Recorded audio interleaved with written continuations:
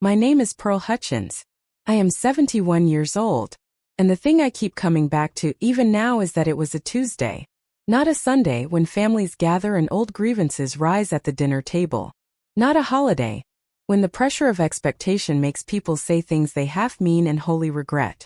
It was an ordinary Tuesday in March, overcast, the last of the winter snow still packed against the base of the driveway that Raymond poured himself in 1987, and my son Marcus stood in the kitchen of the house where I raised him and told me I needed to find somewhere else to live. He was wearing a tie. That detail lodged in me afterward the way splinters lodge, too deep to reach on the first try. A gray striped tie, loosened at the collar the way he wore it after a long day of showing properties. Marcus had been a real estate agent for 16 years. He knew better than almost anyone what a house means to a person. He sold that understanding every day, the weight of a key transferring between hands, the way a person's breathing changes when they step across a threshold that belongs to them. He built a living on knowing what it meant to belong somewhere. And he stood in my kitchen in his loosened tie and told me it was time to go. If you're enjoying this story so far, don't forget to hit the like button and subscribe. Drop a comment telling me where in the world you're watching from. I love hearing from you. I need to take you back further than that Tuesday. Back to Raymond, back to the house itself, and to the slow series of small decisions, each one seeming reasonable in the moment, that put a cardboard box in my hands 47 years after I first carried a laundry basket through that front door. Raymond Hutchins and I married in June of 1976. I was 24. He was 26.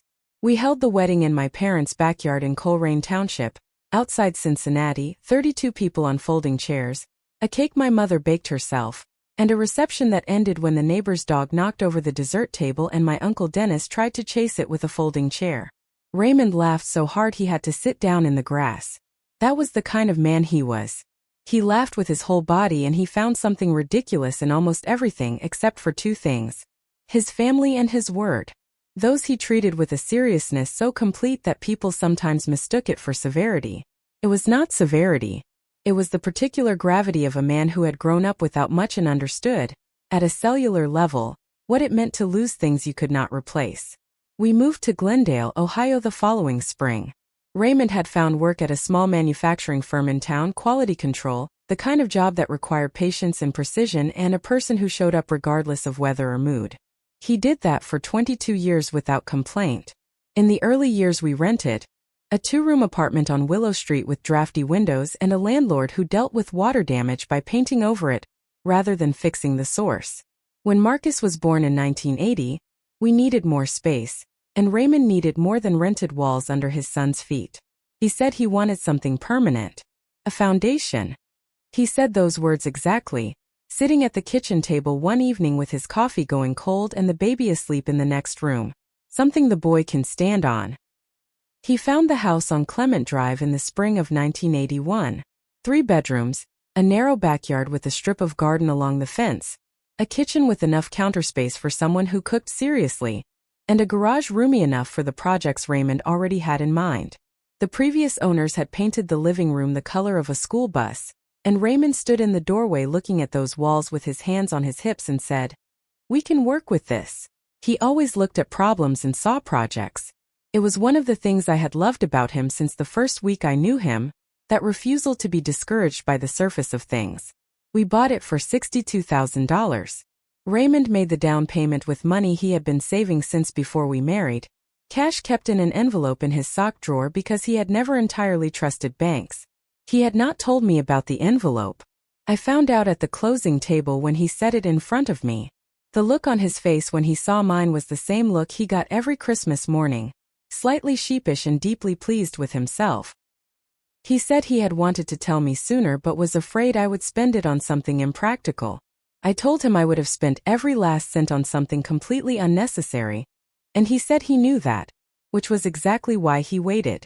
The closing attorney laughed. We all laughed. It was one of the happiest days of my life, and I did not know then how long that day would need to last me. For 22 years, that house was ours in every way that word can mean. Raymond built the back deck in the summer of 1988, working every Saturday from June through August, Marcus handing him tools before the boy was old enough to know their names. I planted the garden along the back fence, tomatoes and zucchini and marigolds because my mother had always sworn marigolds kept the pests off, and she was right about most things. Marcus grew up in those rooms. He learned to ride his bicycle in that driveway, crashing 4 times into the garage door before he found his balance. His handprints were pressed into the wet paint of the garage wall when he was 4 years old, and Raymond refused to sand them off. He said they were the best measurement of how much the boy had grown, and every few years he would hold Marcus's hand up next to the prints to show him the distance. Raymond died on a Thursday morning in November of 2004. He was 54 years old.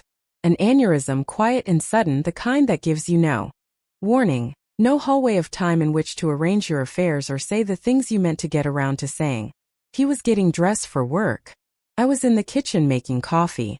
He called my name once, not urgently, in the ordinary way he called me when he needed something small. His glasses from the counter, a second opinion on a shirt. By the time I reached the bedroom he was on the floor, and the paramedic told me later he had been gone before he fell. Marcus was 24 years old. He drove over from his apartment and sat at the kitchen table for 2 hours without speaking. I made coffee, neither of us drank. We sat in the same kitchen where I would stand 17 years later holding a cardboard box, and we were quiet together in the way you can only be quiet with someone carrying the same weight. Raymond left very little on paper. A modest life insurance policy that covered the funeral and 2 years of property taxes. His car, a 1999 Ford pickup, he had maintained himself. His tools in the garage, organized on pegboards the way only a man who understood order could organize things. The outline of each tool traced in pencil, so you always knew exactly where it belonged. And a handwritten note, 3 sentences in his careful script, tucked in the drawer of the nightstand on his side of the bed. Pearl, the house is yours. Everything we built is yours. Don't let anyone tell you different.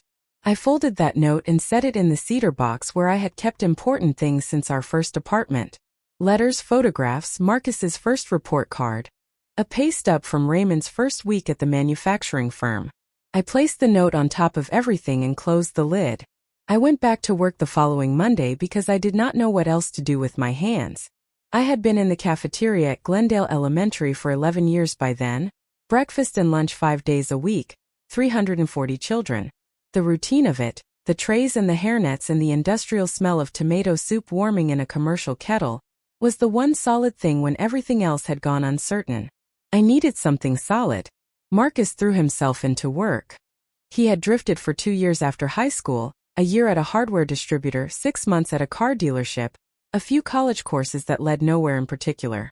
Then a man named Greg Baxter hired him at Century Properties the year after Raymond's funeral, on a recommendation from a mutual acquaintance, and something in Marcus aligned with the work. He had Raymond's ease with people, that particular warmth that makes strangers trust you before they have any real reason to. By his 3rd year at the firm he was one of the top producing agents. He bought a used Lexus. He wore ties. He discovered he was good at selling the feeling of home to other people, and for a long time I chose not to examine the irony in that. It was Marcus who suggested, in the spring of 2009, that I should transfer the house into his name. We were sitting at my kitchen table on a Sunday evening. He had brought Chinese food in little white cartons with wire handles, the way he did when he wanted a conversation to feel casual. He laid it out in terms I mostly followed. Estate planning, tax efficiency, something called a stepped-up cost basis that I did not entirely understand but nodded at because he explained it carefully and he was a real estate professional and he was my son. If the house stayed in my name and I died, he said, the capital gains liability on the appreciated value could be significant. If I transferred it to him now, he said, we avoided the problem cleanly, while I was alive and able to manage the process myself. He used words like protect and simplify. He had printed documents with sections highlighted in yellow. He said he had consulted with an attorney who confirmed this was the cleanest approach. I did not call Tom Beckett, who had handled Raymond's estate and whom I had trusted for 20 years. I did not call Loretta Sims next door, who had worked in banking for 3 decades and could read a legal document the way I read a recipe, through a kind of knowledge that lives in the hands. I trusted Marcus the way you trust someone you raised. Someone you watched learn to read at that same kitchen table. Someone who had Raymond's eyes and Raymond's way of tilting his head when he was trying to explain something important. I signed the papers on a Wednesday afternoon in Marcus's car, parked outside the county clerk's office. He had brought the documents printed from his office and a pen already uncapped. He handled the filing. He told me nothing would change. The house was still my home, he said. This was just paperwork, just numbers on a form, nothing that would ever matter in any real way. Nothing would change. I held that sentence for 10 years. Through every dinner I cooked in that kitchen, and every spring I put tomatoes in along the back fence, and every winter I sat by the living room window watching Raymond's maple tree stand in the snow with its branches bare against the sky. I held it until a Tuesday in March when Marcus came home in his loosened tie. And I understood for the first time that the paperwork had mattered in every real way there was. Diane Caldwell came into Marcus's life in 2012. He brought her to Christmas that year, and I liked her immediately, the way you like someone who looks you directly in the eye and asks questions that have nothing to do with making a good impression. She had grown up in Columbus, worked in hospital administration, and had a dry, precise sense of humor that could catch you off guard if you were not paying attention. She was organized in ways that Marcus had never naturally been. She steadied him in ways I could observe and was glad for. I thought she was good for him. I thought she would be good for our family. They married in the spring of 2014. A proper ceremony at a venue outside of Cincinnati, 200 people, a band that played until midnight. I wore a blue dress Loretta helped me pick out, and I danced with Marcus to a song Raymond had loved, and I stood in that ballroom thinking that Raymond would have approved of Diane. He would have said she had good eyes, which was what he said about people he trusted. What looks like love sometimes needs years to show its other face. Diane did not change suddenly. It was never one clear moment I could point to later and say that is where the thing shifted. It was gradual, cumulative, the way a tide changes the shape of a shoreline so slowly you only notice when you look at old photographs. The Sunday phone calls she had made in the first year came every 2 weeks by year 3, monthly by year 5. She had a way of steering family conversations so that decisions passed through her before reaching me. A way of finishing Marcus's sentences when they were about money or the house or plans that were supposed to involve everyone. A way of saying our house when she referred to the Clement Drive property where I still lived, in a tone that did not quite include me in the hour. She was never directly unkind. Diane was too careful for that. She worked in suggestion and implication. At a Thanksgiving dinner she asked what I planned to do with the garden long-term, phrasing it with a smile that implied the long-term had been discussed without me. She mentioned once, in passing, that a neighbor 2 streets over had sold to a developer and done very well. She said it the way people say things that are not quite questions but land like them. I watched and I filed it. I was not ready to name what I was beginning to see. The year Corey turned 15, something shifted more visibly. He was Marcus and Diane's son, and he had grown into a quiet, watchful boy who looked more like Raymond every time I saw him. The same set of the jaw, the same tendency to go still when he was paying careful attention to something. He had started coming over on Saturday mornings to help me in the garden, not because anyone sent him but because he came on his own, asking questions about the tomatoes and about Raymond and about the things I kept in the cedar box. He was the one person in that family who still asked me questions with no agenda behind them, just the plain curiosity of someone who wants to know. In October of 2022, Diane brought up the house. We were at dinner at their apartment in the Terrace at Glendale, a glass and steel building on Commerce Street with underground parking, and a concierge desk and seasonal planters along the front facade. A $3,000 a month apartment. Marcus had mentioned the figure once in passing, with the offhand pride of a man who found satisfaction in being able to afford good addresses. Diane had made a roast chicken, a careful, attentive meal. The kind of meal you prepare when you want an evening to feel normal before you say the thing that will make it not normal. She laid her case out the way she managed things at the hospital. She started with the facts that were hardest to argue with. The property value on Clement Drive had appreciated significantly in the years since Raymond bought it. The neighborhood was changing, developers making inquiries throughout the corridor. The house needed real work, a new roof, the HVAC system was getting old. The deck had boards that had begun to soften.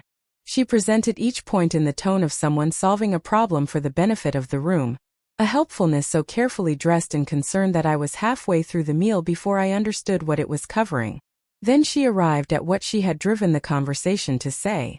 We think it might be time to sell. I set down my fork. The house.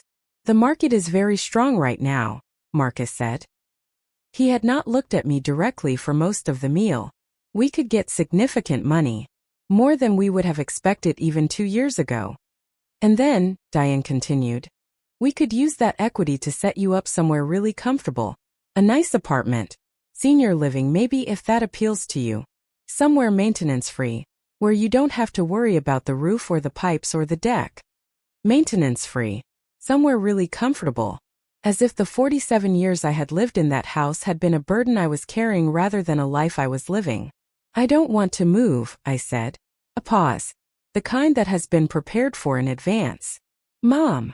Marcus's voice was measured, gentle in the particular way voices get gentle when a decision has already been finalized. The house needs $60,000 or $70,000 in repairs over the next few years. The roof alone. We are not in a position to carry that right now. I can manage the repairs myself. With what? Diane's tone stayed level. Not unkind in any way she could have been called on. Just clear. Your Social Security doesn't cover major renovations, Mom. And Marcus and I have Corey's college to think about. We can't absorb the ongoing maintenance costs indefinitely. The word indefinitely floated in the room without anything to catch it. The house is in your name, I said to Marcus. Which is exactly why we can handle this as a family, Diane said. We want to make this decision together with you. Together. As a family. The word she chose. I picked up my fork and I finished my chicken. Raymond had raised me to finish what was in front of me before moving to the next thing. I asked about Corey's school. I asked Diane about a project at the hospital she had mentioned in passing. I said goodnight at 8:30, drove home through empty streets, let myself into the house on Clement Drive, and stood in the kitchen for a long time. The kitchen where Raymond and I had argued good-naturedly about paint colors in the summer of 1981. Where Marcus had sat for 2 silent hours the morning after his father died. Where I had cooked 47 Thanksgiving turkeys, each one slightly better than the one before because that is what practice does over time. It makes you better in ways you stop noticing because they have become simply who you are. I sat at the table until past midnight. Then I went to bed. They gave me 60 days.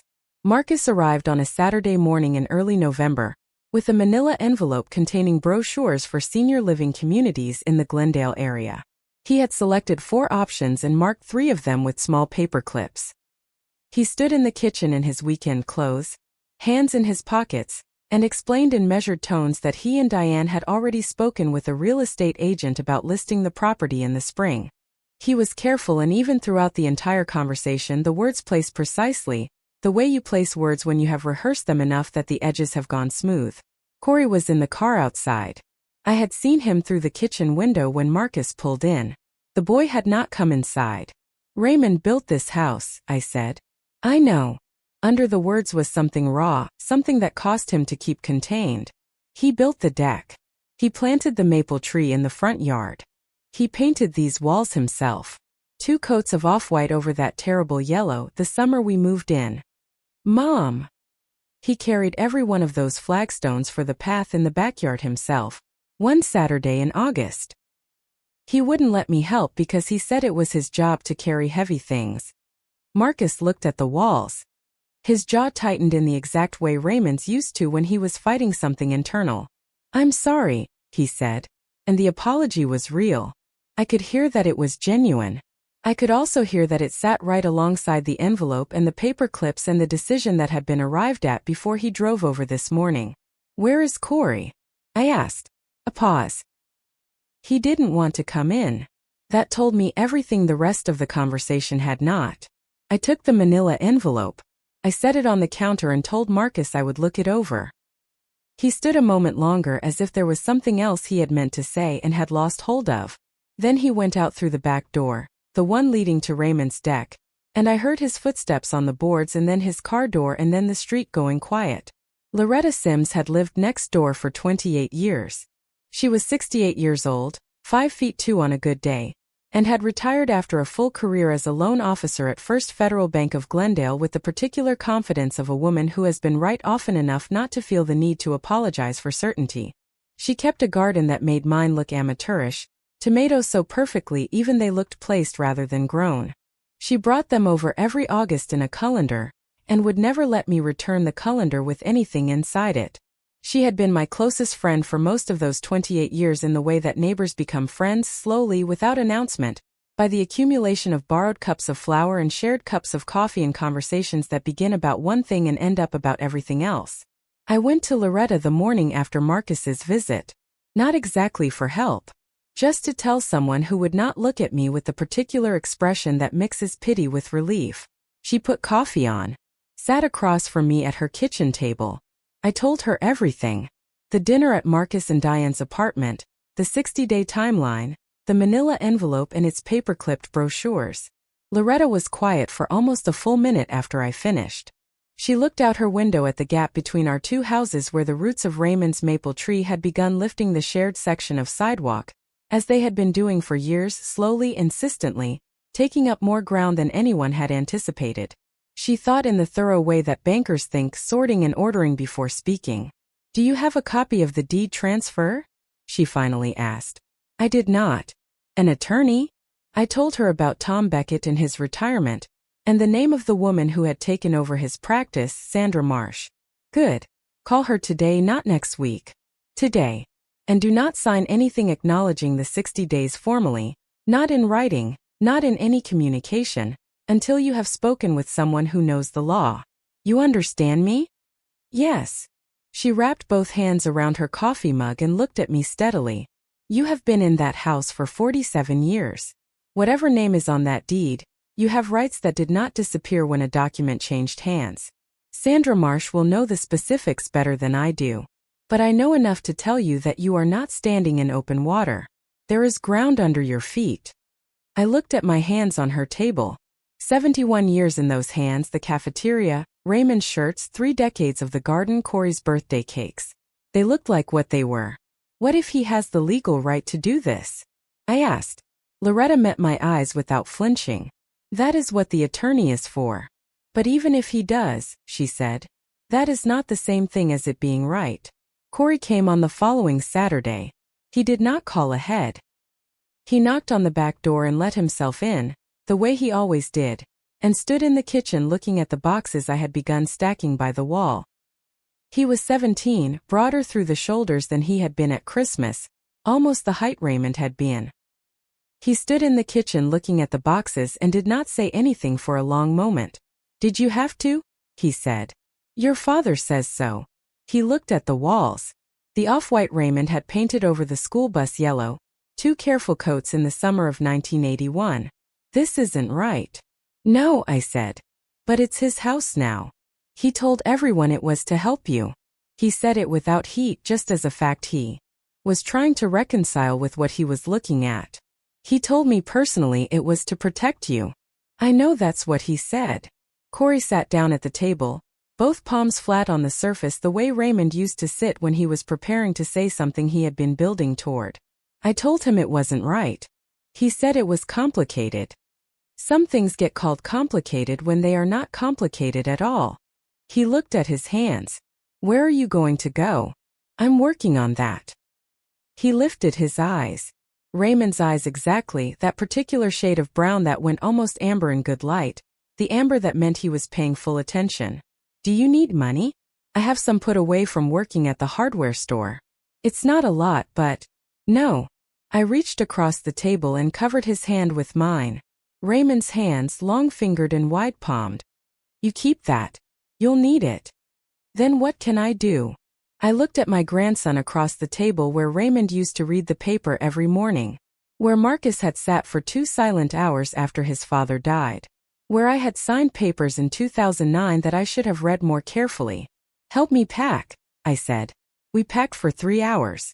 Corey wrapped dishes in newspaper with a patience most people reserve for things they love, and I suppose that is exactly what it was. We talked mostly about Raymond. I told Corey about the wedding, the dog and my uncle and the folding chair and Raymond on the grass with his whole body shaking. Corey laughed with his whole body, the same laugh Raymond had. And for a moment the kitchen sounded exactly the way it used to on good evenings when Raymond was telling a story that had gotten away from him and pulled everyone else along. Loretta came at noon with sandwiches and sat at the table watching Corey work. And when he stepped outside to carry in another box, she leaned toward me and said quietly, "That boy is not his father." No, I said. He's his grandfather. She nodded once and reached for her sandwich. Sandra Marsh was thorough and direct in the way that Tom Beckett had been thorough and careful, and I appreciated both qualities. She read the deed transfer documents carefully, asked about the circumstances under which I had signed, asked how long I had occupied the house before and after the transfer, asked about Raymond's original will and whether it had made provisions for the property. She explained the legal situation without softening it unnecessarily. The transfer had been properly executed and recorded. Marcus was the legal owner. My options for contesting the transfer were narrow, given the years that had passed and the fact that I had signed voluntarily, but not entirely absent. The length of my occupancy and the question of whether I had received independent legal counsel at the time of signing created certain avenues worth exploring. She sent a formal letter requesting the 60-day timeline be extended while we reviewed the options. Marcus extended the timeline to 90 days. Diane communicated through email, worded warmly, structured firmly. The house would go on the market in May. I found the apartment in the Glendale Register, the local paper I still subscribed to in print because I liked the smell of it in the morning, and Raymond had always said the internet was no substitute for newsprint on your fingers. A 3-line notice in the rental column: first floor apartment on Birch Street, 1 bedroom, utilities included, $740 a month. Quiet building. I called the number. A woman named Mrs. Petrakis answered with the brisk efficiency of someone who had fielded calls for decades and had no patience for preambles. She told me I could see the apartment on Wednesday at 2 o'clock if I was serious. I told her I was. The building was a modest 2-story on a residential block, 6 units, a central staircase, identical brown doors on either side of a narrow hallway. Mrs. Petrakis was at the entrance when I arrived. She was 80, perhaps older, white hair pinned back with the same economy she applied to everything, with quick assessing eyes that made their judgments fast and did not go back on them. She walked me through the unit without commentary. A living room, 1 bedroom, a small kitchen, a bathroom with a window that looked toward the branches of the neighbor's oak tree. It was half the size of the house on Clement Drive. The carpet was a color I could only describe as institutional beige. The kitchen counters were laminate. The stove had 4 burners and a drawer that stuck. The pantry was just large enough for what I needed if I organized it carefully. I stood at the bedroom window looking at the oak tree. It was still bare from winter, its branches reaching against a pale gray sky, and I thought about Raymond's maple tree at Clement Drive, the one he had planted in 1984, which by now shaded the entire front porch in summer and turned a color in October so bright it seemed lit from inside, amber and copper burning against the afternoon light. I asked if pets were allowed. Small ones, Mrs. Petrakis said. I told her I did not currently have any, but I might someday. She stated her terms. Security deposit equal to 1 month's rent. No overnight guests on a recurring basis. Trash went out on Tuesdays and she would know if it did not. She watched me the way a woman watches someone she is deciding about. I wrote her a check for the deposit. She gave me a receipt and a set of keys. The move happened on a Saturday in late April. Corey came. Loretta came. A man from my church named Gerald brought his pickup truck, and 3 trips later, by 4 in the afternoon, the last box was sitting in the bedroom on Birch Street, and the house on Clement Drive had echoes in it for the first time in 47 years. I did not stay long after the last trip. I walked through each room once. I stood in the kitchen and looked at the off-white walls Raymond had chosen because the color was warm without being busy. I looked through the window at the garden along the back fence, bare earth still waiting for May tomatoes that someone else would plant now, or not plant at all. I stood on the deck Raymond had built, one hand on the railing he had sanded smooth, and looked at the yard.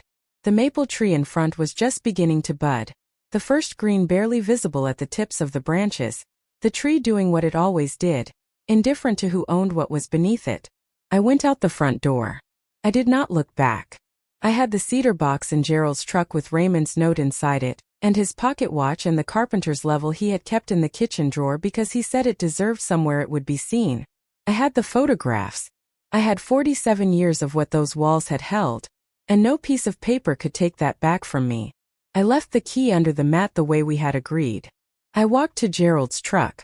The first night on Birch Street was quiet in the way that unfamiliar quiet is, full of sounds in the wrong register.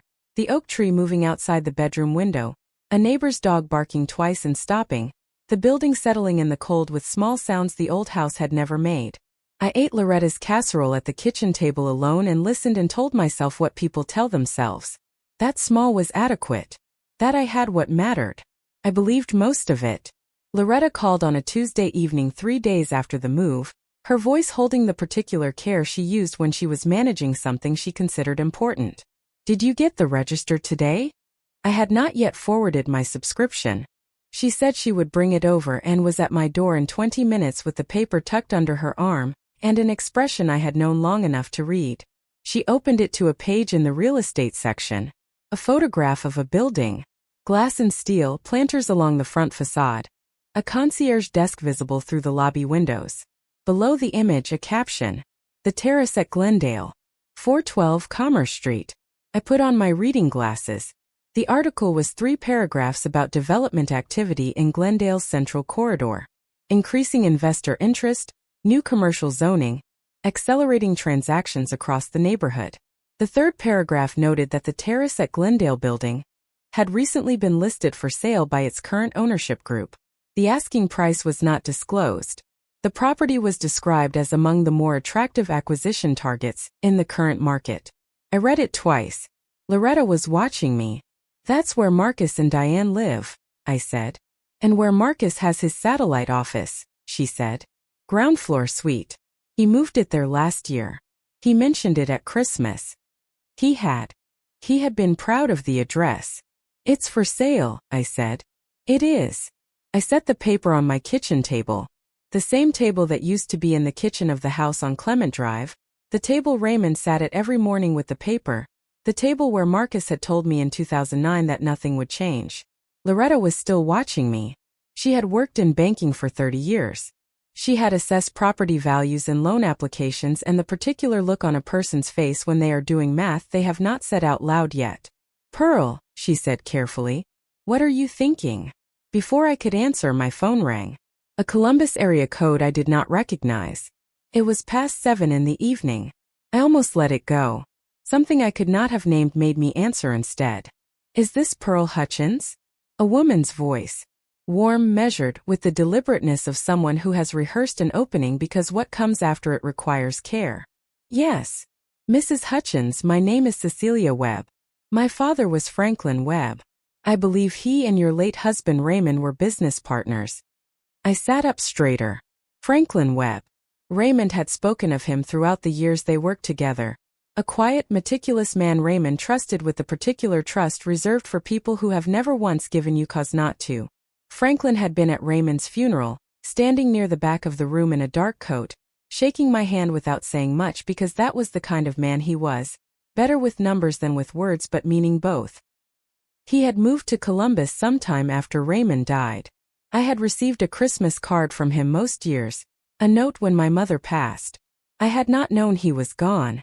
"I remember Mr. Webb very well," I said. "Mrs. Hutchins, I am calling because my father passed away last month. In going through his affairs, I came across something I need to speak with you about." She paused in the careful way of someone who has learned that certain sentences need a breath before and after them. "It concerns an investment account my father was managing on behalf of your husband's estate, and subsequently on your behalf, for the past 20 years. I looked at Loretta across the table. She had gone completely still. "An investment account," I said. "Yes, Mrs. Hutchins." Her voice was steady, genuine. "I want to be straightforward with you. This is not a small matter.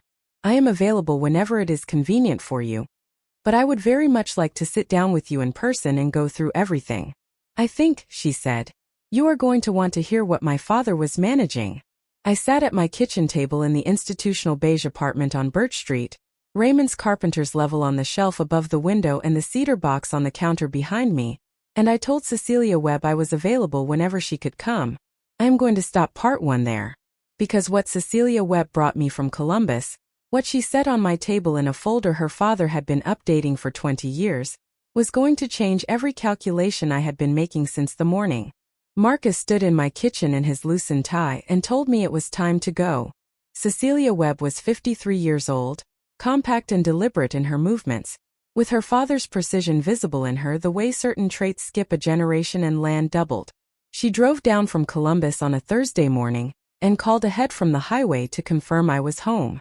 She arrived at 11 o'clock exactly with a leather briefcase, a coffee container from a chain on Route 73, and a folder she set on my kitchen table with the care of someone placing something that had been carried a long distance. She did not open the folder right away. She asked if I would like to know how her father had been in his last years. I told her I would. She said he had been well until the final 18 months, a series of small strokes that made him uncertain on his feet, and then one in January that had taken him quickly. He had been organized until the end. He had left written instructions about his affairs. The folder on my table was one of them. Before I show you this, she said, I want to tell you something about how he talked about your husband. I folded my hands on the table. My father was not a sentimental man. Her voice was steady, thoughtful. He kept records. He was precise. He did not tell stories about people he admired, not as a habit. But when he talked about Raymond, something changed in how he spoke. He said Raymond was the most honest person he had ever done business with. That Raymond never took more than he had earned and never accepted less than he was owed. That when Raymond asked him to do something, he did it without hesitation. Because Raymond had never once given him any reason not to. I looked at the table. Raymond's carpenter's level was on the shelf above the window, the old wooden one with the glass bubble he had kept in the kitchen because he said it deserved to be somewhere it would be seen. What did Raymond ask him to do? I said. Cecelia opened the folder. What she showed me first was a letter in Raymond's handwriting. She had folded it and placed it inside a protective sleeve, the kind you use for documents you do not want to deteriorate. The paper was 20 years old, yellowed at the folds, but the ink was steady. His script, the small letters that tilted very slightly to the left because he had taught himself to write using a book that was itself slightly crooked. She slid it across the table. I put on my reading glasses. Franklin, the letter began. I am writing this out by hand because some things feel wrong to put through a computer. I am asking you to manage the enclosed account for Pearl without telling her the full amount. I know how she is. If she knows what is in there, she will feel obligated to use it on something for Marcus or the house or someone else before she ever thinks of herself. Set it aside. Invest it carefully the way you know how. Send her something small every quarter so she knows there is something there. If something happens to me before I tell her myself, you will know when to tell her. She will know when the time is right. She always has. Below the letter, paperclipped, was a bank record from 2003. A transfer of $120,000 from Raymond's personal account to a brokerage account in Franklin Webb's name, designated as a managed trust for Pearl Marie Hutchins. I sat with that for a moment. The room was very quiet. $120,000. Raymond had been saving that for years. Quietly, without telling me, in the same way he had saved the down payment for the house, tucked away in an envelope I did not know about until the closing table. He had done the same thing again. He had done it because he knew me. He had known, with the particular knowledge of a man who had been paying attention for 30 years, that I would spend every cent of it on someone else before I spent $1 on myself. So he had given it to someone he trusted absolutely and asked that person to carry it for me until I was ready to receive it. I took off my reading glasses and set them on the table. The account, I said. What is it now? Cecelia turned to the second page in the folder. A current statement from the brokerage. Franklin had invested the initial principal in a diversified index portfolio in 2003 and had managed it conservatively and consistently for 20 years. He had sent me quarterly disbursements of $800, a figure small enough not to trigger my curiosity, large enough to suggest the account was slowly depleting. It had not been depleting. The portfolio had returned an average of just over 7% annually, compounding. The quarterly payments had barely touched the principal. She set the statement in front of me. $1,872,000. I looked at the number for a long time. Outside the window, the oak tree moved in the light wind. Somewhere in the building, a door opened and closed. Mrs. Hutchins. Cecilia's voice was gentle. Are you all right? I picked up the statement. Set it down. Picked it up again. He never told me, I said. No. He was very careful about that. For 20 years. I have been depositing those $800 checks into my savings account and thinking it was the last of something he had left me. I thought it would run out. I know. Cecelia laced her fingers on the table. My father sent me a copy of Raymond's letter when he set up the account.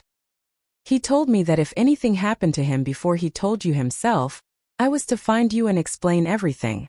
He wanted to make sure you heard it properly, not through a letter in the mail, from a person sitting down with time to answer questions. Franklin Webb, the quiet man in the dark coat at Raymond's funeral, standing near the back with his hands in his pockets and not saying much. He had been carrying this for 20 years. He had sent me $800. Every 3 months for 20 years, tracking the account, managing the investments, maintaining the documentation, and he had never once said more to me than a sentence on a Christmas card. There is one more thing, Cecelia said.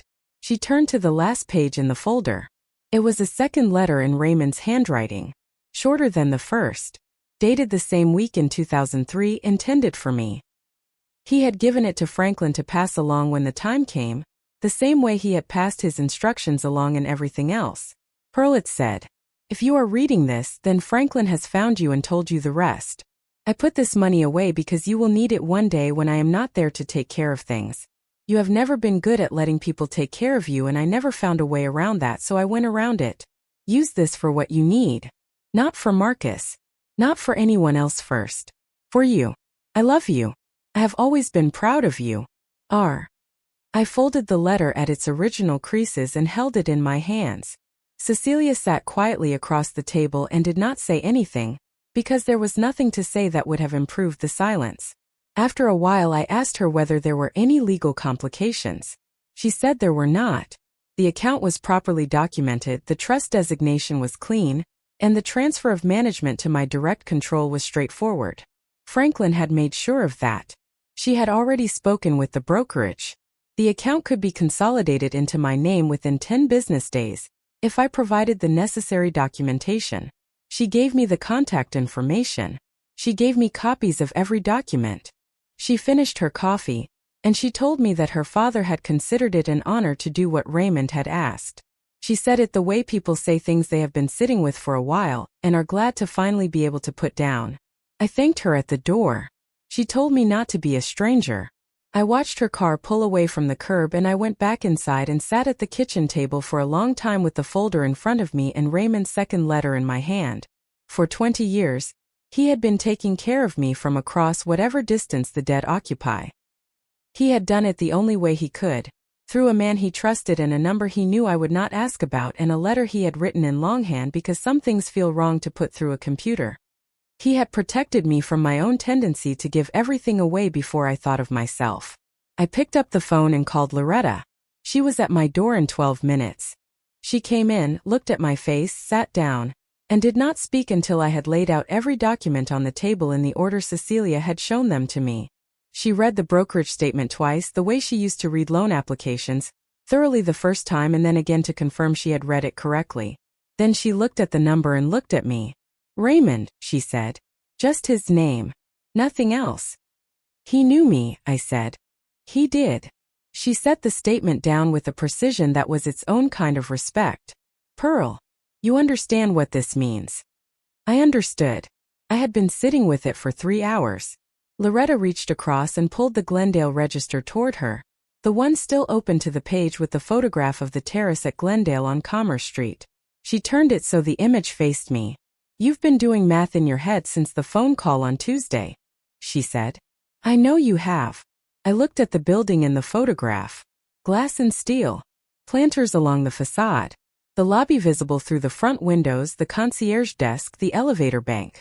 Somewhere in that building was Marcus's satellite office on the ground floor, and their apartment on the 3rd floor, and $3,000 a month of rent going to an ownership group that had decided to sell.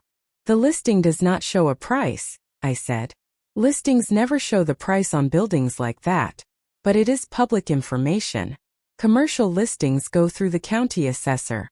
Loretta stood up, went to the counter where I kept my laptop, and brought it back to the table.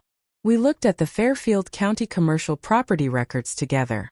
The terrace at Glendale, 412 Commerce Street, 4 stories, mixed use, built in 2017, 18 residential units on floors 2 through 4, 4 commercial suites on the ground floor. Assessed value for tax purposes was $2.1 million. The listing, which Loretta found through a commercial real estate aggregator, was asking $3,200,000. I had $1,872,000. Loretta looked at me across the laptop screen. You would need to finance approximately half. I know. A commercial mortgage at your age on a building this size, with no prior real estate holdings in your name. I know. Pearl. Loretta, I know.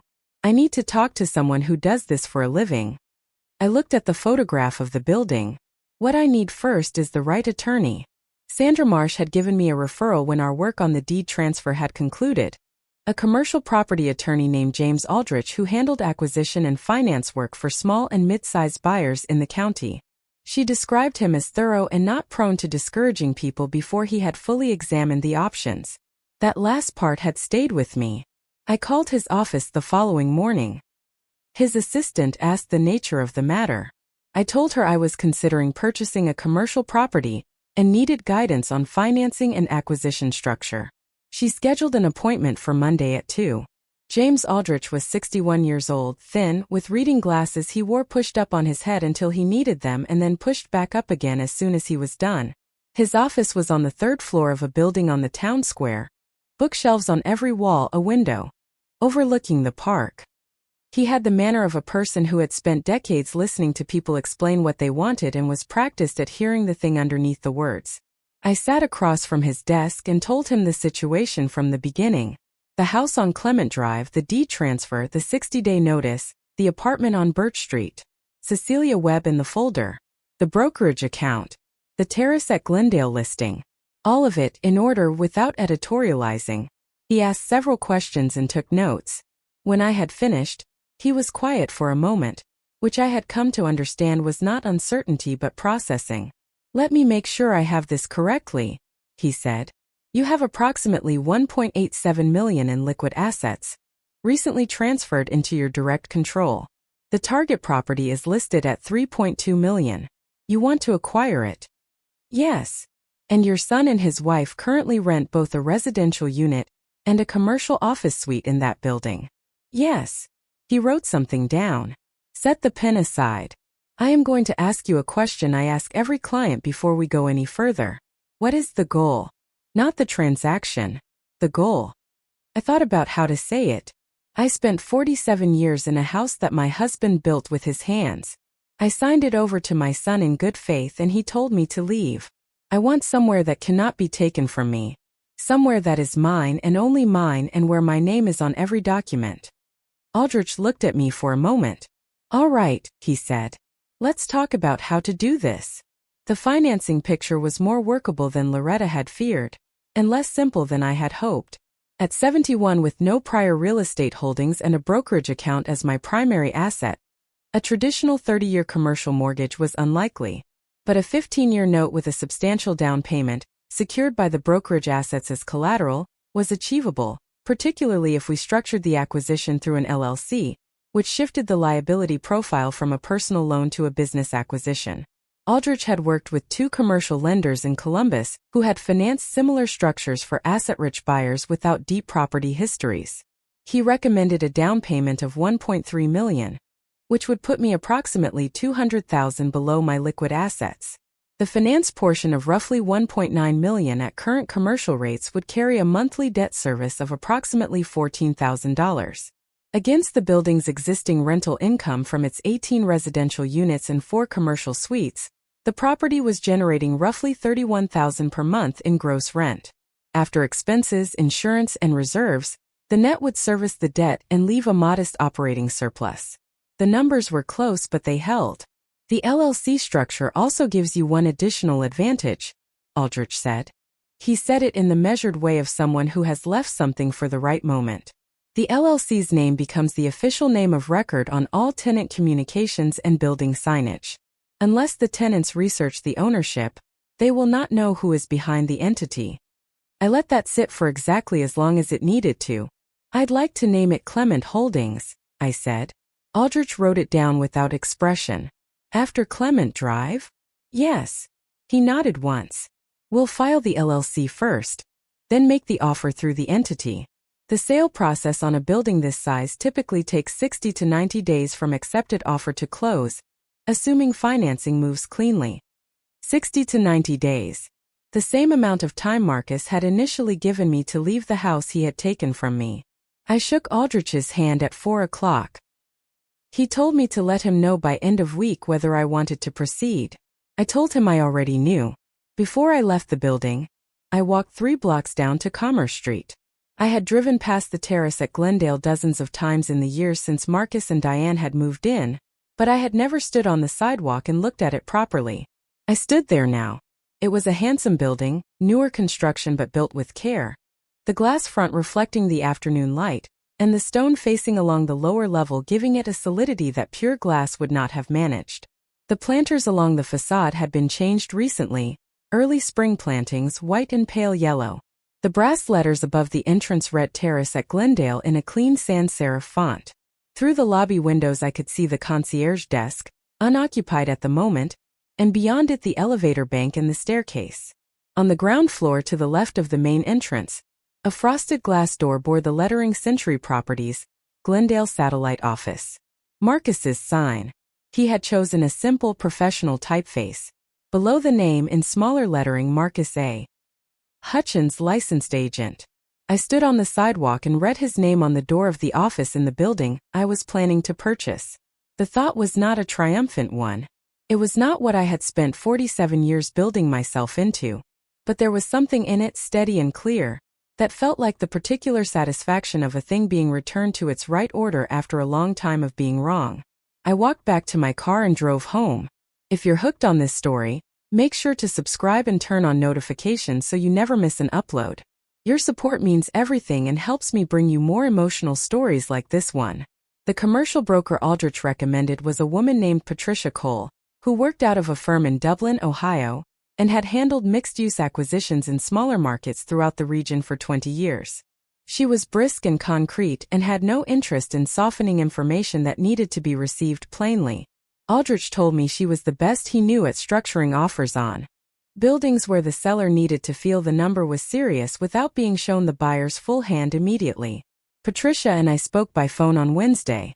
I told her what I was looking at and what I had to work with and what I was trying to accomplish.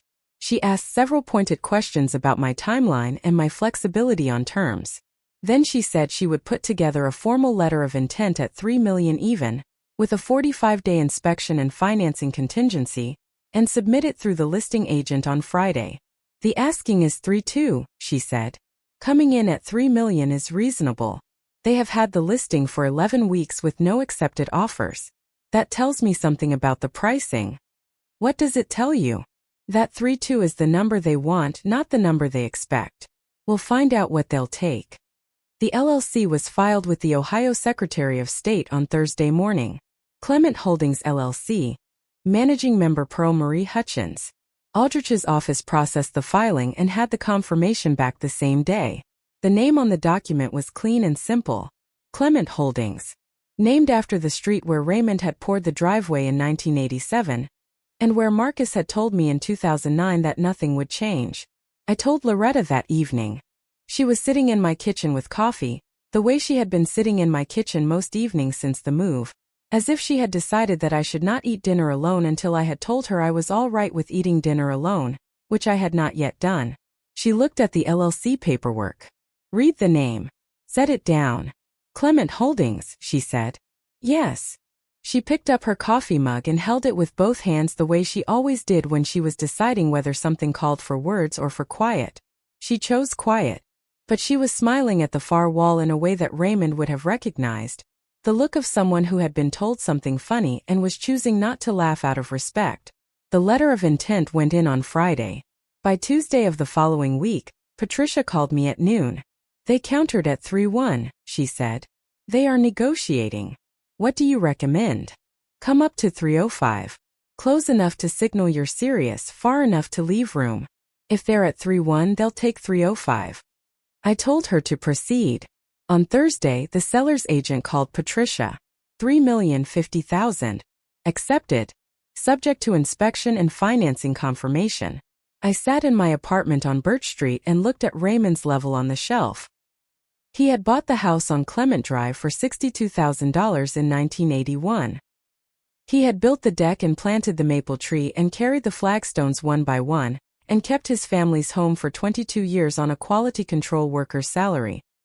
He had set aside $120,000 for me without telling me, and he had asked his most trusted friend to protect it, and he had written me a letter in longhand because some things feel wrong to put through a computer. And from all of that, from 47 years of Raymond's steadiness and Franklin's care and my own $800 checks that I had deposited without asking questions, I was going to buy a building. The inspection was scheduled for a Tuesday 3 weeks after the accepted offer. Aldrich attended with me.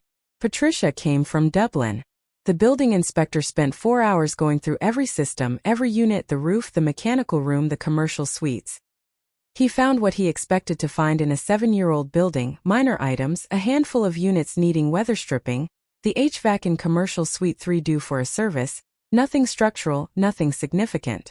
The report came back clean. Financing moved through the Columbus lender Aldrich had arranged in 31 days, faster than either of us had expected.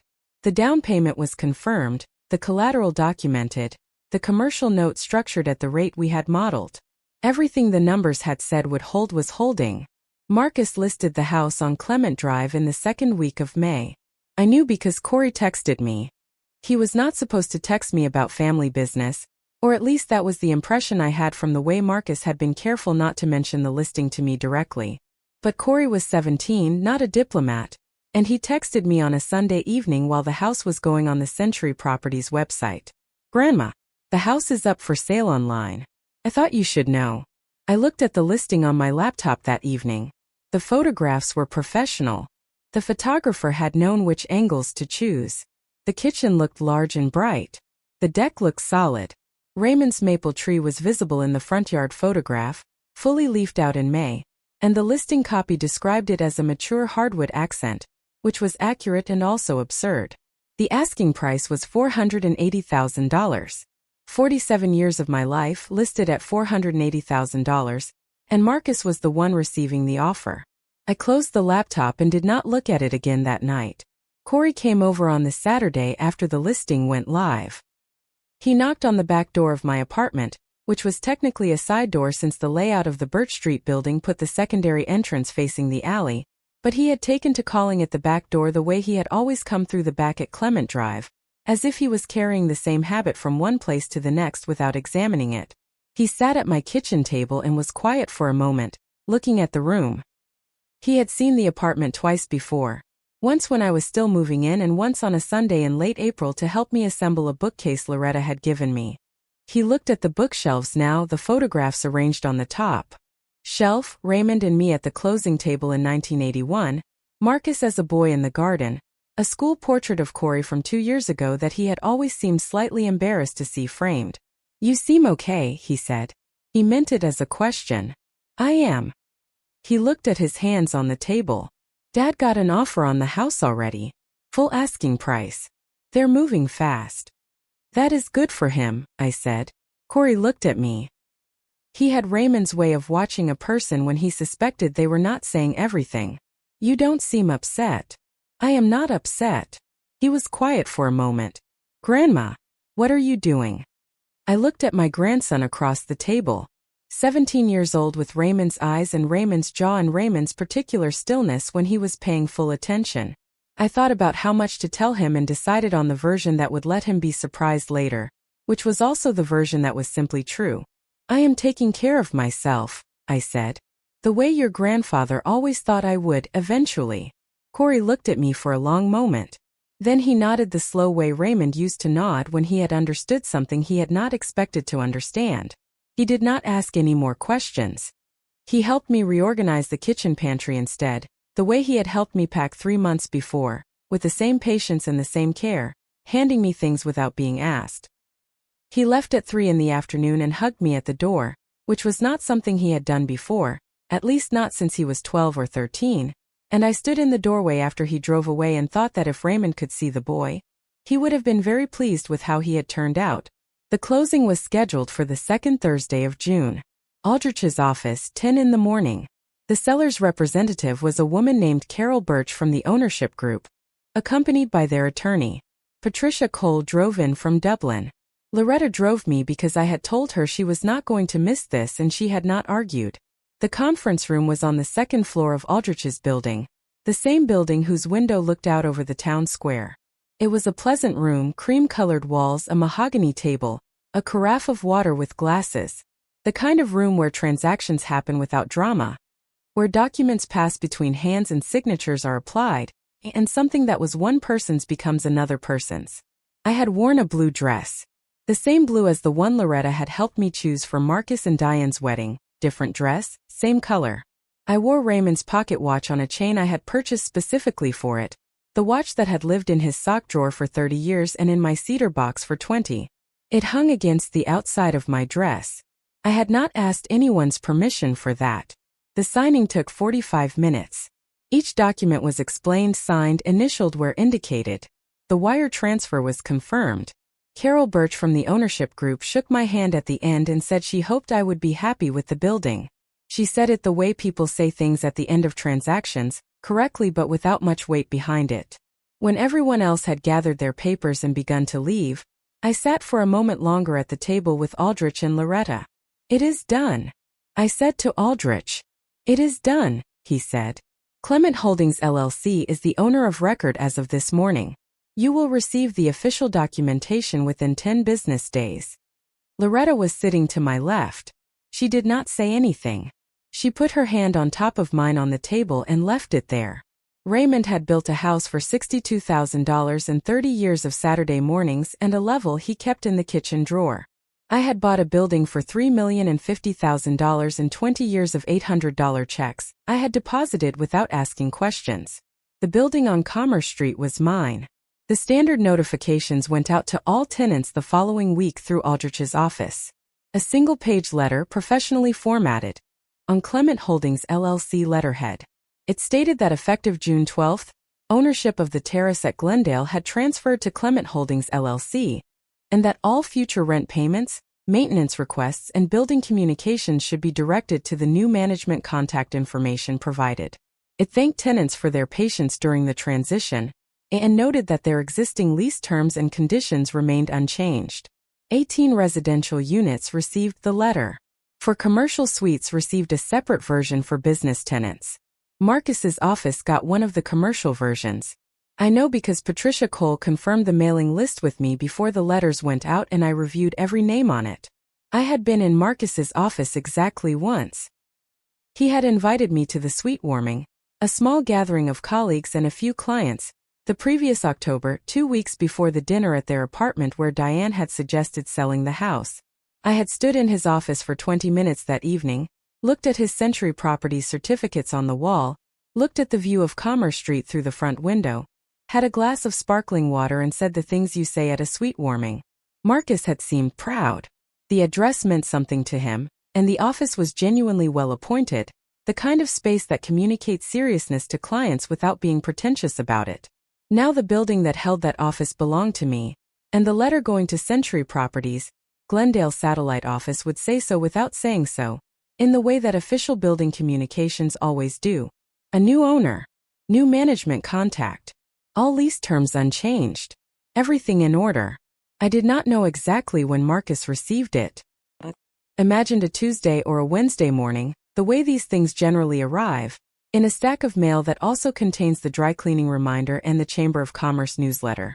I imagined him reading it at his desk with his coffee, scanning the letterhead, clocking the LLC name, and then folding it and setting it aside the way you set aside administrative correspondence that requires a moment of your attention and then asks for nothing further.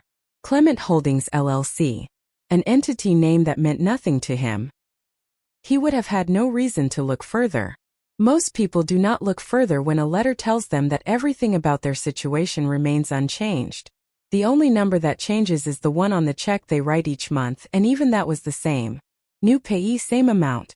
His rent had not gone up. His lease terms had not changed. There was no reason to ask who was behind the LLC. I thought about that, about the particular comfort of a name that means nothing to the person reading it. Loretta asked me that evening on the phone when I planned to tell him. I looked at the cedar box on the counter, Raymond's letter folded inside, the one that began Pearl, the house is yours, and ended with his initial, the small capital R he had always used because his full name felt formal for the kind of person he was. Not yet, I said. How long? I looked at the carpenter's level on the shelf, the glass bubble, resting perfectly centered between its two marks. A tool built on the principle that truth is stable when everything around it is level. Until the right moment, I said. Some things need to arrive at their own time. Loretta was quiet on the line. Then she said, Raymond would have dragged the moment out too. He would have, I said. He always liked a good ending. I went to bed that night in the apartment on Birch Street with the oak tree moving outside the window, and the sound of the building settling around me. 3 blocks away, in a glass and steel building on Commerce Street, my son and his wife slept in a 3rd-floor apartment and paid rent to an LLC they had never examined. On the ground floor of the same building, my son's professional address belonged to the same LLC. The mail slot in his office door had received a letter that told him nothing and told him everything, and he had not yet understood the difference. In the morning I had a meeting scheduled with Aldrich to go over the building's existing management contracts. In 2 weeks I had a call with Patricia about the commercial lease renewal schedule. In 30 days the first month's rent from all tenants would be deposited into the Clement Holdings account.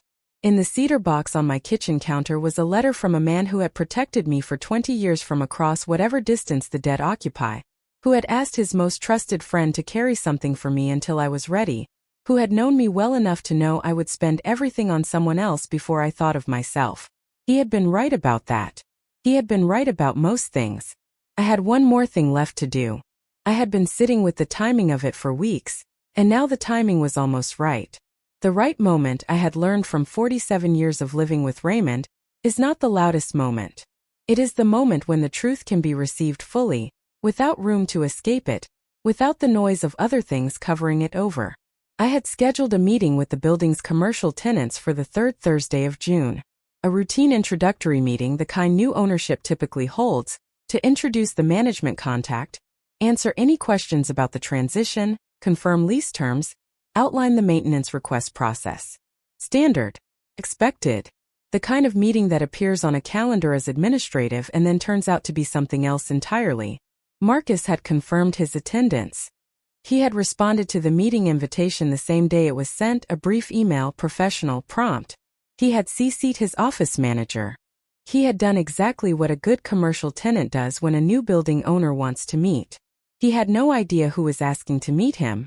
I had 3 weeks. I sat at the kitchen table in the apartment on Birch Street and looked at the calendar on the wall, the one with the national park photographs that Corey had given me for Christmas, a gift chosen by a 17-year-old boy who thought his grandmother might like mountains. He was not wrong about that. I had always liked mountains. I looked at the date circled in pen, June the 19th, a Thursday, the day Marcus and Diane and the other commercial tenants would come into a conference room in the building at 412 Commerce Street and meet the new owner of the Terrace at Glendale for the first time. I thought about the loose gray tie, the manila envelope and the paper-clipped brochures, the dinner at their apartment where Diane had said maintenance-free and really comfortable, and spoken in the tone of someone solving a problem on behalf of everyone present. I thought about the note Raymond had written in longhand in his careful left-leaning script, because some things feel wrong to put through a computer. I thought about standing in the parking lot of the county clerk's office in 2009, signing papers that Marcus told me would not matter in any real way. I was not angry. That is the thing I want to be clear about because the story might sound like it is moving toward anger, and it is not. I had been angry for a time, after the dinner and the envelope and the day I left the house and drove away without looking back. But the anger had passed through the way anger does when you refuse to feed it, the way it becomes something quieter and more specific. Not rage. Just clarity. What I had now was clarity. 3 weeks and Marcus Hutchins, licensed real estate agent, 16 years of selling the feeling of home to other people, would walk into a conference room in the building where he paid his rent each month, and he would look across the table, and he would understand all at once what the paperwork had meant, what a name on a document meant, what it meant to hold something that was yours. He had taught me that lesson in my kitchen on a Tuesday in March. I was going to return it to him properly. I folded the calendar page back to the current month. I put the kettle on. The oak tree moved outside the window in the evening wind, and the building settled around me, solid and quiet and entirely mine. The evening before the meeting, Corey came over without texting ahead. He knocked on the side door at 7:15, and when I opened it he was standing there with his jacket still on from wherever he had come from directly, the way he always arrived when he had decided something required being in person rather than on a phone. I let him in. I put the kettle on. He sat at the kitchen table and looked at the cedar box on the counter the way he always looked at it, with the particular attention he gave things that had belonged to Raymond. "The meeting is tomorrow," he said. "It is. Dad mentioned it at dinner on Sunday. The new building ownership thing. He said he was going." "I know." I set a mug in front of him and sat across the table. He responded to the invitation the same day. Corey looked at me. He was still, in the way Raymond could be still. "Grandma. He doesn't know." "No. Are you going to tell me what is going to happen?" I looked at my grandson. 17 years old, Raymond's jaw, Raymond's eyes. The same quality of attention that Raymond had carried into every room he entered. I had been deciding for 3 weeks how much to tell him and when, and I had arrived at tonight as the right time. Not because I wanted a witness or an accomplice, but because he deserved to know before the morning, and because keeping things from the people who love you, even when it is well-intentioned, has a cost that compounds over time. Raymond had understood that. I thought I finally did too. I got up and took the folder from the shelf above the counter, the one Cecelia Webb had brought from Columbus. I took out the brokerage statement and set it in front of Corey. Then I took out the copy of Raymond's first letter, the one to Franklin, and set it beside the statement. He read both documents slowly. He was not a fast reader by habit, thorough in the way that matters more. When he finished, he set both papers down flat on the table and looked at them for a long moment without speaking. "Grandpa did this," he said, 20 years ago. He asked Franklin Webb to manage it and not tell me the full amount because he knew I would spend it. Corey looked at the statement, the number, then at Raymond's letter, the careful left-leaning script. "He knew you that well." "He did." I sat back down. He always said I was the most generous person he had ever met, and that generosity was both my best quality and my most dangerous one. Corey was quiet for a moment. "And the building is mine. Has been since June 12. He looked at me steadily. Raymond's eyes. "Clement Holdings. After Clement Drive." Something moved across his face, something between recognition and a feeling that did not have a clean name. He looked down at the table and pressed both palms flat against it the way Raymond always had. Then he looked up. "What are you going to say to him?" "The truth," I said. "The same thing he should have said to me." Corey nodded once, slowly. He wrapped both hands around his mug and we sat in the kitchen for another hour and talked about Raymond, the way we always eventually talked about Raymond, the way certain people become the language a family uses to say things that are otherwise hard to say. I told Corey about the house closing in 1981, the envelope in the sock drawer, Raymond's face at the table. Corey laughed the whole body laugh and I felt the kitchen fill up with something that had been missing from it since the move. He left at 9:30.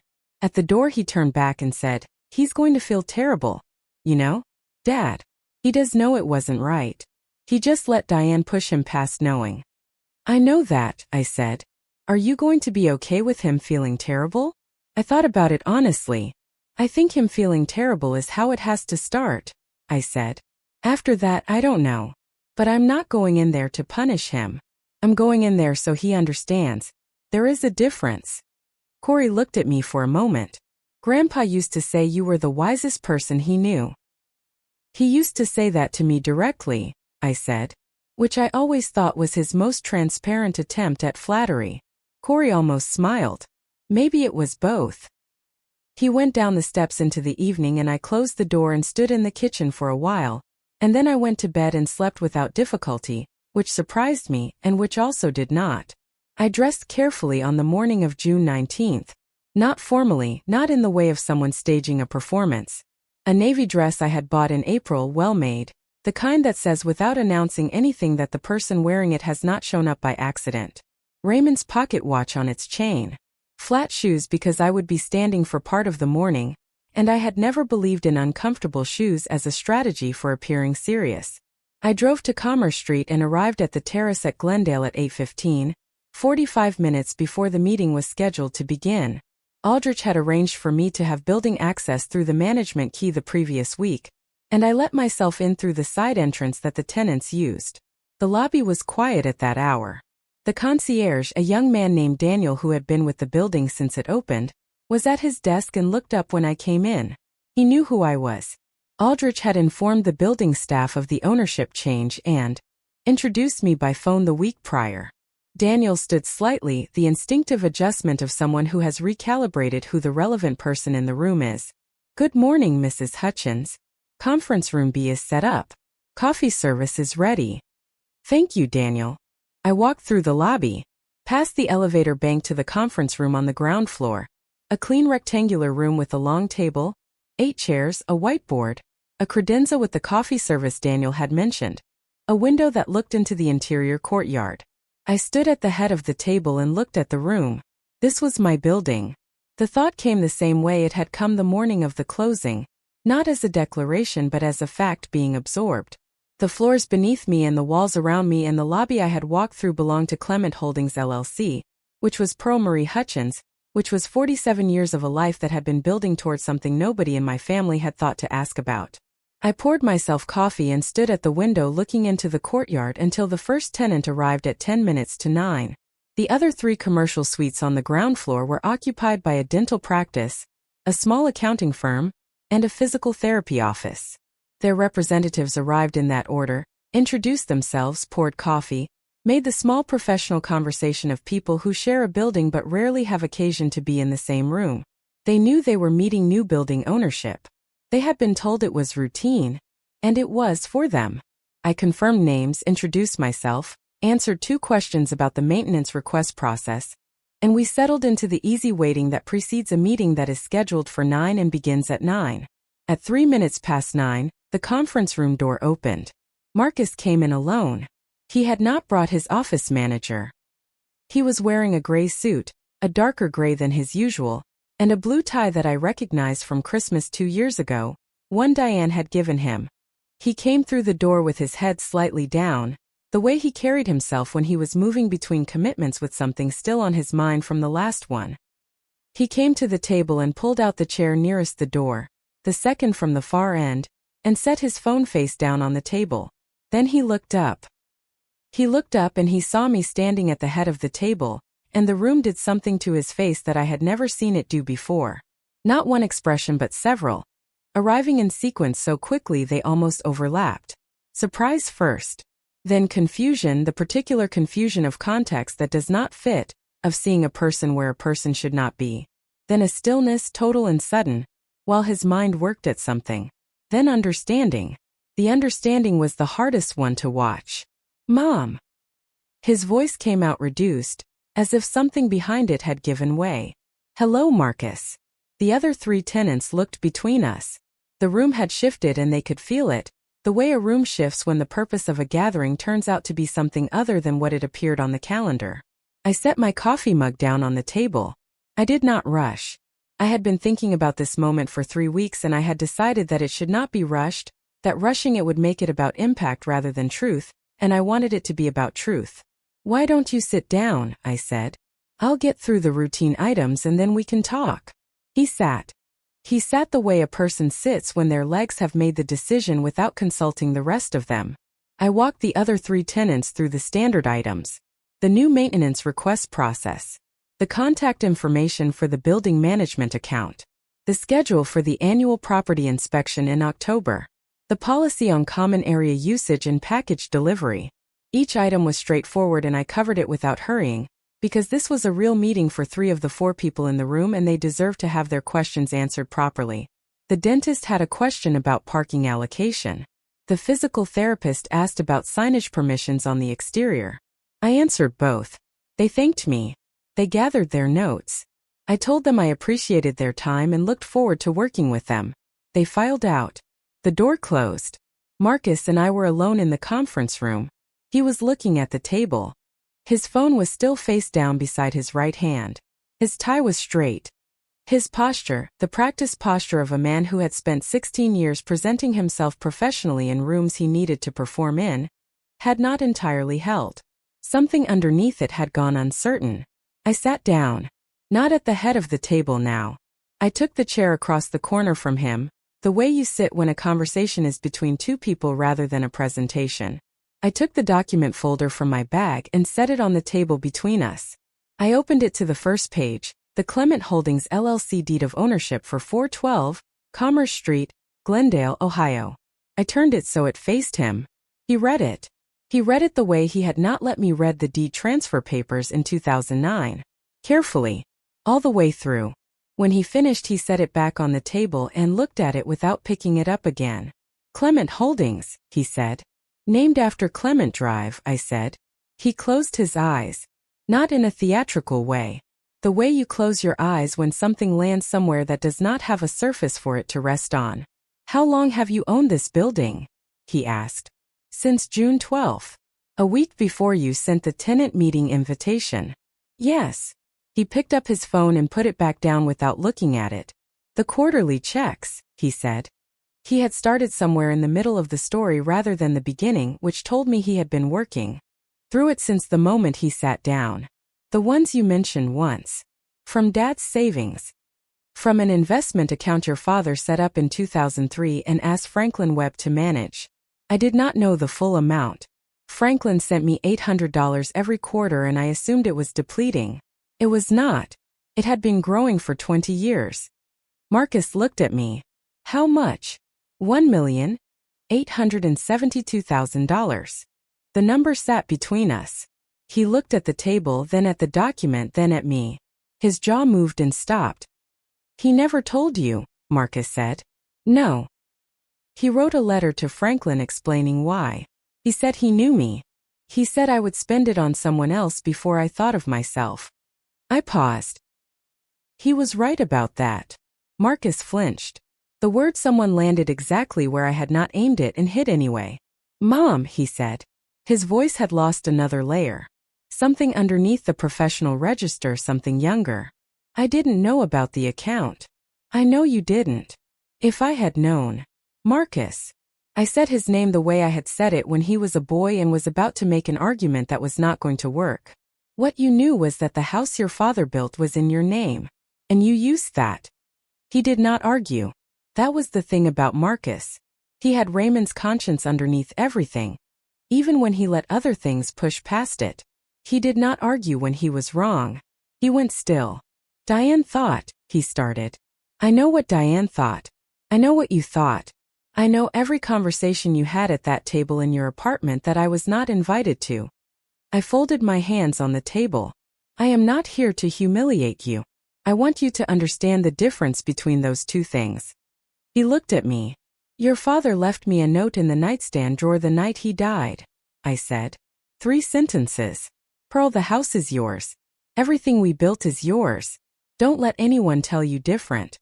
I let that land. He knew something, Marcus. He knew it was possible that someone might tell me different. I do not think he knew it would be you. But he made arrangements anyway, the way he always made arrangements for the things he was afraid of losing. Marcus pressed his hand flat on the table. Raymond's hand, those same long fingers, wide palm. He pressed it flat and stared at it. I'm sorry, he said. 2 words. The same 2 words he had said in the kitchen on Clement Drive on the morning. He came with the manila envelope and Corey had waited in the car. But they were different now. That morning they had sat alongside the envelope and the timeline and had not changed anything. These 2 words were sitting on top of a document with my name on it, in a room that belonged to me, in a building that could not be taken from me by anyone. I believe you, I said. I believed you the first time you said it too. The believing was never the problem. He looked up. What was the problem? You said sorry and you let it happen anyway. I kept my voice even. Not cold, not warm. Level. The way Raymond's carpenter's level was level. The bubble resting precisely between its 2 marks. Sorry matters when it changes something. When it only makes you feel better about something you did not change, it is just a word. Marcus was quiet for a long time. The courtyard outside the window was bright with morning light. Somewhere in the building above us, A door closed and footsteps crossed a floor, and a life went on that was entirely unaware of what was happening in the conference room below. "What are you going to do?" he said finally. "With the building?" "With all of it." I thought about how Raymond would have answered that question, and then I answered it in my own way, which was not so different. "I am going to manage this building. I am going to honor the existing leases for every tenant, including yours. I am not going to raise your rent or ask you to leave or make any of this harder than it has to be." I paused. "What you decide to do with that is up to you." Marcus looked at his desk appointment through the window of his office visible from where we sat, the frosted glass, the Century Properties lettering, his name beneath it. "The rent on the house," he said. "From the sale. Your portion of what Dad originally—" He stopped. "There's no way to make that right." "No," I said. "There is not." I folded the document back into the folder. "But there is a way to be different from here forward. That is usually the only option available to people who have made a mistake they cannot undo." He nodded. He looked at the table for a long moment. Then he said, quietly, almost to himself, "He always did know you better than anyone." "He did," I said. "Better than I knew myself in some ways. He knew I would need something I did not know I needed. He put it away and waited." Marcus's eyes went wet. He did not let it become more than that. He pressed his fingers together on the table and breathed and looked at the wall. Raymond's son, doing what Raymond's son did when emotion arrived somewhere he was not ready for it. He contained it. He did not dismiss it. He just held it with some effort until he could carry it properly. "He would have thought this was funny," Marcus said. "What you did.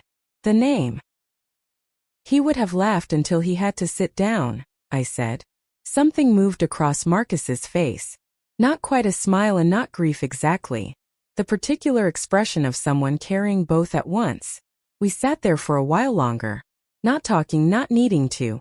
The morning light moved in the courtyard. The coffee on the credenza had gone cold. Somewhere above us in a third-floor apartment, Diane was going about her morning, not yet knowing that the meeting her husband had attended had turned out to be something other than administrative. I let Marcus find his footing. I did not rush him out of the room. Diane came down 40 minutes later. I had expected this. Marcus had stepped out to take a call in the hallway, and I had heard the low murmur of his voice through the door, and I had known from the particular tone of it that he was telling her. Not everything. Men like Marcus do not tell everything in one phone call. But enough. She came through the conference room door in the careful way she did everything, taking in the room before she stepped fully into it. She looked at me sitting at the corner of the table. She looked at the empty coffee cups. She looked at the folder in front of me. Her face did not break the way Marcus's had. Diane's face was more accustomed to composure under pressure. She had spent 18 years in hospital administration, managing situations that required clarity when clarity was the last thing a room contained. She sat in the chair Marcus had vacated and folded her hands on the table in a way that was almost a mirror of mine. "Pearl," she said. "Diane." She looked at the folder. "Marcus told me." I thought he might. She looked at the window, then back at me. Something was working behind her eyes, the rapid recalibration of a person who has built a structure and is looking at where the foundation gave. "I handled this badly," she said. It was not an apology. It was an assessment, the kind she would have made in a post-project review at the hospital. Honest and accurate and missing some of the weight that an apology carried. "You handled it the way you handle most things," I said. "Efficiently and without enough thought for what it would cost someone else." Diane absorbed that without flinching. "I thought it was practical." "I know you did. That is not a defense, but I know it is true." I looked at her. "Diane, you told my son that his father's house was a liability. You sat at your dinner table and presented my home as a problem to be solved and my future as something that required your management. You did it in the language of practicality because that is how you justify things to yourself. But what you were doing was removing me. From the house, from the family, from anything that required you to account for me." Diane was very still. "I am not your project," I said. "I am his mother. I was Raymond's wife. I have been in that family for longer than you have been in it, and what you decided to do with that fact tells me something about you that I have been polite about for a long time." Diane looked at the table. 2 spots of color had appeared on her cheekbones. She was not a woman who cried easily, and she did not cry now. But the composure had thinned enough that what was underneath it was visible, something more complicated than calculation. Something that was possibly shame, but that she did not yet have the vocabulary for. "What do you want from us?" she asked. The question was direct. At least she was direct. "I want you to be honest with your husband about why you pushed him to do this," I said. "Not with me. With him. He knows it was not right. He has always known. You convinced him that it was necessary, and there is a difference between those 2 things that he is going to need to understand before he can be the person his father raised him to be." Diane did not respond to that. But she did not argue with it either. I stood up. I straightened the folder in front of me and picked up my coffee cup. "Your lease on the residential unit runs through October. The office lease runs through February. Both will be honored exactly as written. Nothing changes in your day-to-day life here." I met her eyes. "What you do with everything else is between you and Marcus." I walked to the door. I stopped with my hand on the frame. "Diane, the scholarship." She looked up. "I am setting up a scholarship through the Glendale Technical College. In Raymond's name. For students in the trades programs. Carpentry, electrical, HVAC. The things Raymond knew how to do and believed in." I looked at her steadily. "I am funding it through the building income. Clement Holdings will be the donor of record." I paused. "I thought you should know what the building you helped push me into buying is going to be used for." I left the conference room. I walked through the lobby, nodded to Daniel at the concierge desk, and went out through the side entrance into the June morning. The sun was high and the Commerce Street sidewalk was warm, and a woman with a stroller was walking a small dog past the planters along the facade of my building. My building. The planters with their white and yellow spring flowers, seasonal tended, standing in front of 4 stories of glass and stone that had Raymond's name on a scholarship fund inside it, and my name on a deed inside it, and Marcus's name on a frosted glass door inside it that he would need to decide what to do with. I walked to my car. I drove home to Birch Street. Loretta was sitting on the front step of the building when I pulled up, which meant she had been watching for my car, which was exactly what I had expected. She stood when she saw me. She read my face the way she had been reading my face for 28 years. "How did it go?" she said. I thought about it honestly. "The way it needed to," I said. She nodded once. She followed me inside and put the kettle on, and we sat at the kitchen table and I told her everything. Marcus's face when he saw me across the table. The conversation that followed. Diane coming down. She listened without interrupting, which was rare for Loretta, and which told me she understood that this was a day that required listening more than responding. When I finished, she sat with her mug and looked out the window at the oak tree in the late morning light. "Raymond would have paid a lot of money to have seen that room," she said. "He would have found a way to be in the corner without anyone noticing," I said. "That was always his preference." Loretta smiled at the window. "Yes," she said. "It was. Corey called that afternoon.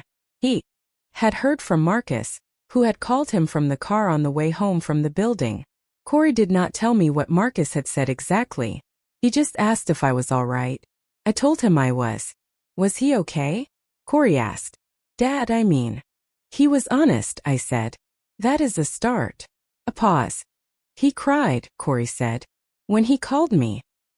He didn't say he was crying, but I could hear it. I thought about Marcus pressing his hand flat on the table, Raymond's hand, containing what had arrived somewhere he was not ready for it. "Good," I said, and meant it gently. Corey came over on Sunday.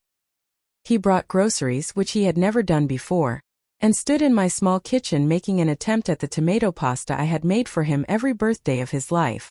He got the seasoning nearly right on the 3rd try. We ate at the kitchen table, and he told me about a summer job he had picked up at a construction firm, framing work 2 days a week. He said one of the foremen had taken an interest in showing him things. He said he liked working with his hands. I looked at him across the table and did not say the thing I was thinking, which was that Raymond would have known exactly what to say in this moment, and that he would have been so proud he would have had to look at something else for a minute. Instead, I told Corey about the scholarship, about the trades program at the technical college, about how the building income would fund it going forward, and how it would carry Raymond's name, and how the first recipient would be announced in the fall. Corey was quiet for a long moment. He would have liked that, he said.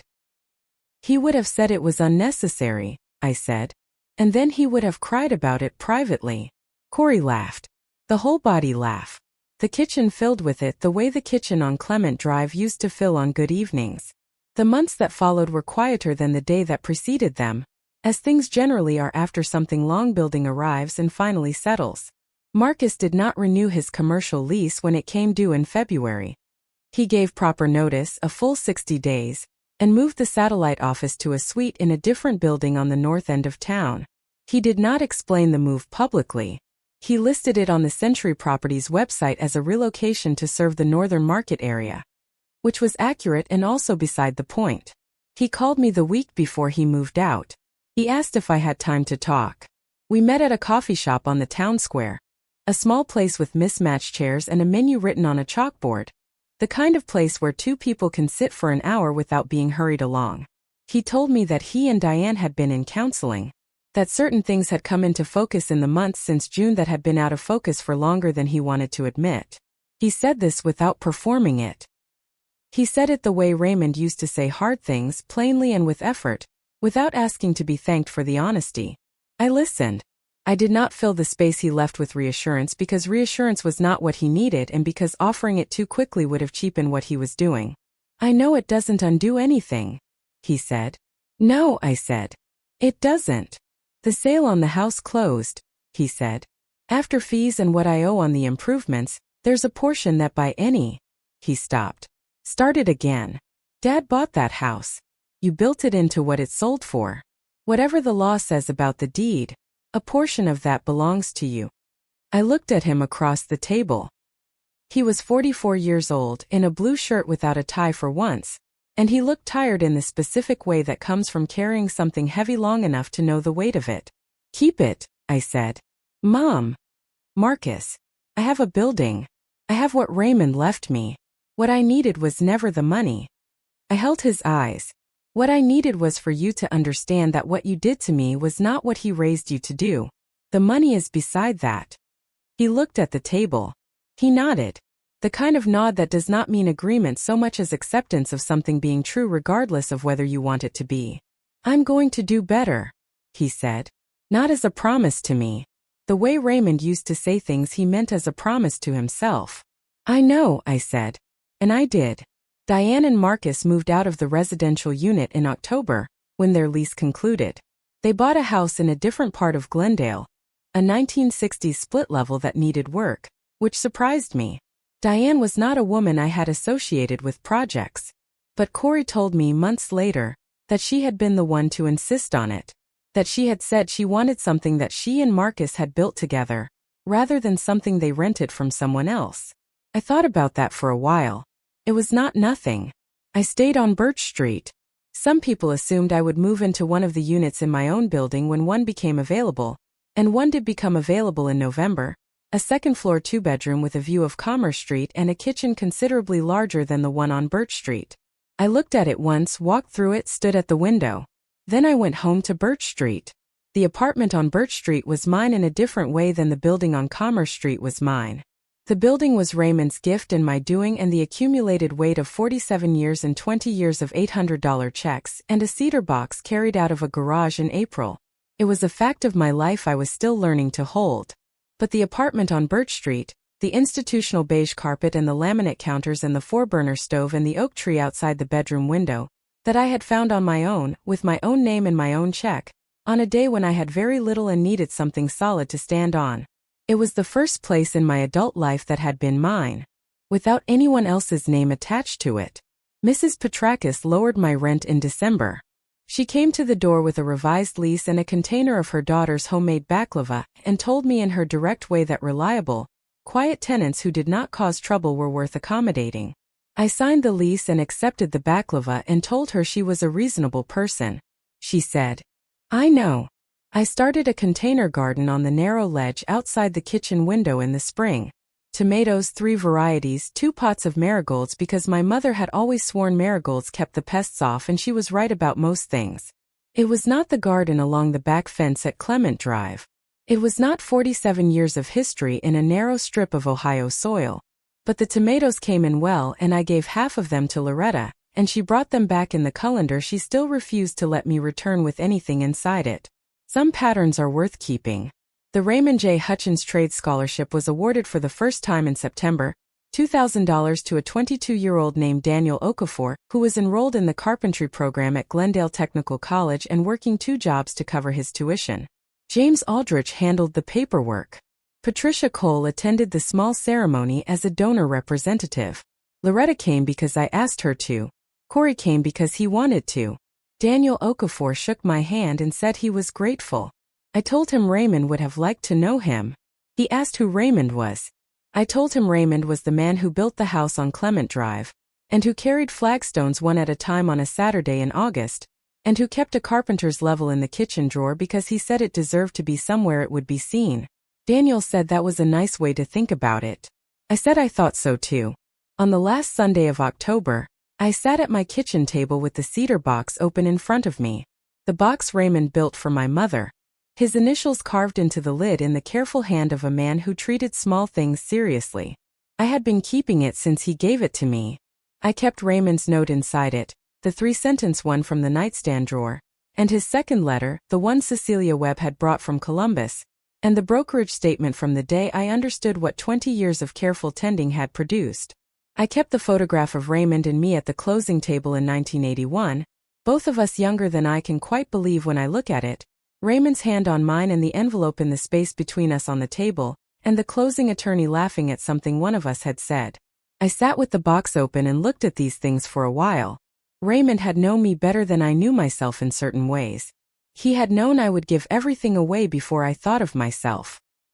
He had known the house might not hold. He had made arrangements in the only ways available to him, through a trusted friend and a handwritten letter, and an account that grew for 20 years without my knowledge while I deposited $800 every quarter and did not ask questions. He had written, "Use this for what you need. Not for Marcus. Not for anyone else first. For you." I had used it for a building named after a street he had poured concrete on in the summer of 1987, and for a scholarship bearing his name, and for staying in an apartment that was mine without complication. I thought he would have accepted that interpretation. I thought he might have pointed out that the building on Commerce Street was a form of taking care of myself, even if it was also a form of returning something that had been taken. He would have said those two things were not mutually exclusive. He was right about most things. I closed the cedar box. I set Raymond's carpenter's level on the table beside it, the old wooden one, the glass bubble resting exactly between its 2 marks. His most honest tool, he had called it. He had kept it in the kitchen drawer because he said it deserved somewhere it would be seen. I keep it on the shelf above the window now, in the kitchen on Birch Street, where the morning light finds it first. Some tools belong somewhere they will be seen. That is my story. A carpenter's level, a cedar box, an account that grew for 20 years in the hands of a man my husband trusted, and one Tuesday in March when my son came home in a loosened tie and told me it was time to go. He did not know, and I did not know then, that the going was the beginning of something rather than the end. That the apartment on Birch Street was going to be the place I stood when Cecelia Webb called with a folder full of 20 years of Raymond's careful love. That the building 3 blocks away on Commerce Street was going to have my name behind it before the year was out. Raymond always said the most important things in a person's life arrive in plain packaging. He said it because he believed it and because he was, as usual, right. The house on Clement Drive sold to a young family from Columbus who put a swing set in the backyard and repainted the living room a color I have not asked about and do not need to know. Raymond's maple tree is still in the front yard. It will outlast all of us.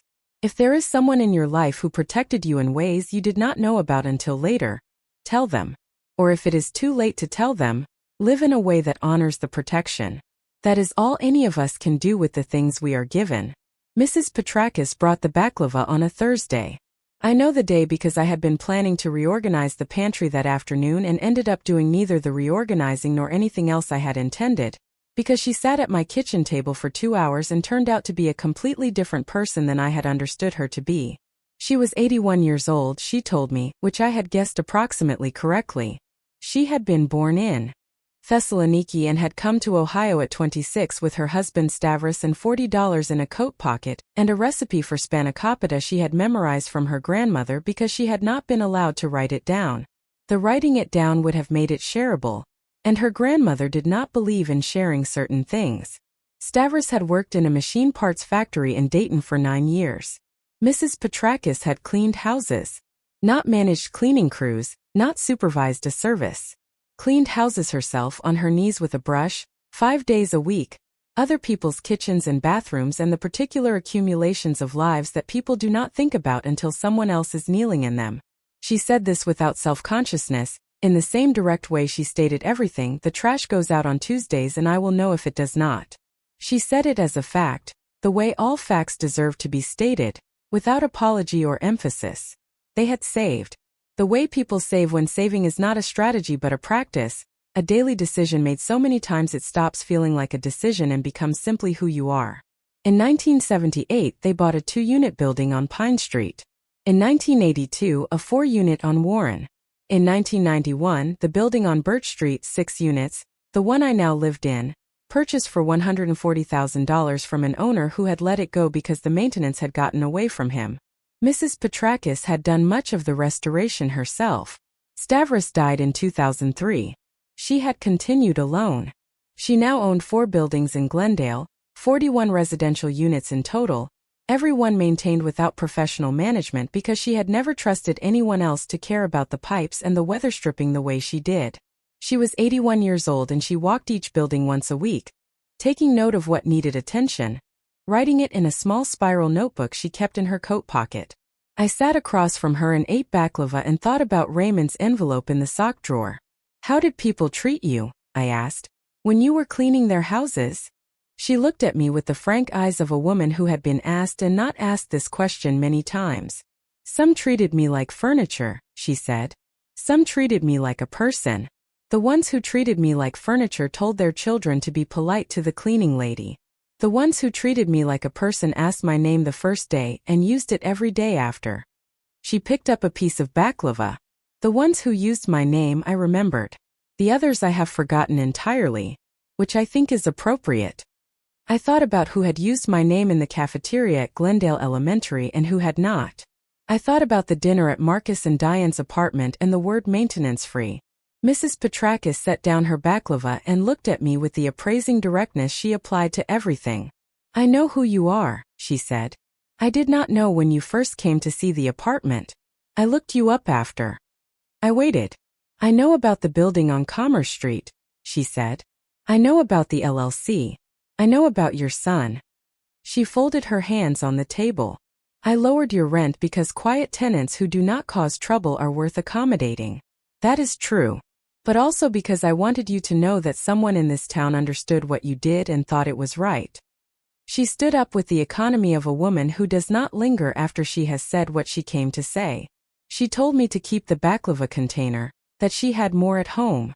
She went out the door and I heard her sensible shoes on the sidewalk until they faded. I sat with my coffee and looked at the container and thought that Glendale was full of people who had built things without anyone watching, and that most of them would never be asked about it, and that this was both ordinary and extraordinary depending on the day you were having. I visited the technical college on a Wednesday in August, 3 weeks before the scholarship announcement. I had not called ahead. I parked in the visitor's lot and walked into the main building and asked at the front desk for the director of the trades programs, a man named Alan Forsyth whom James Aldrich had spoken with during the scholarship setup. The woman at the desk called ahead and walked me to his office, a practical room on the ground floor with a window looking into a courtyard where students sat at picnic tables with sandwiches and phones and the ease of people between obligations.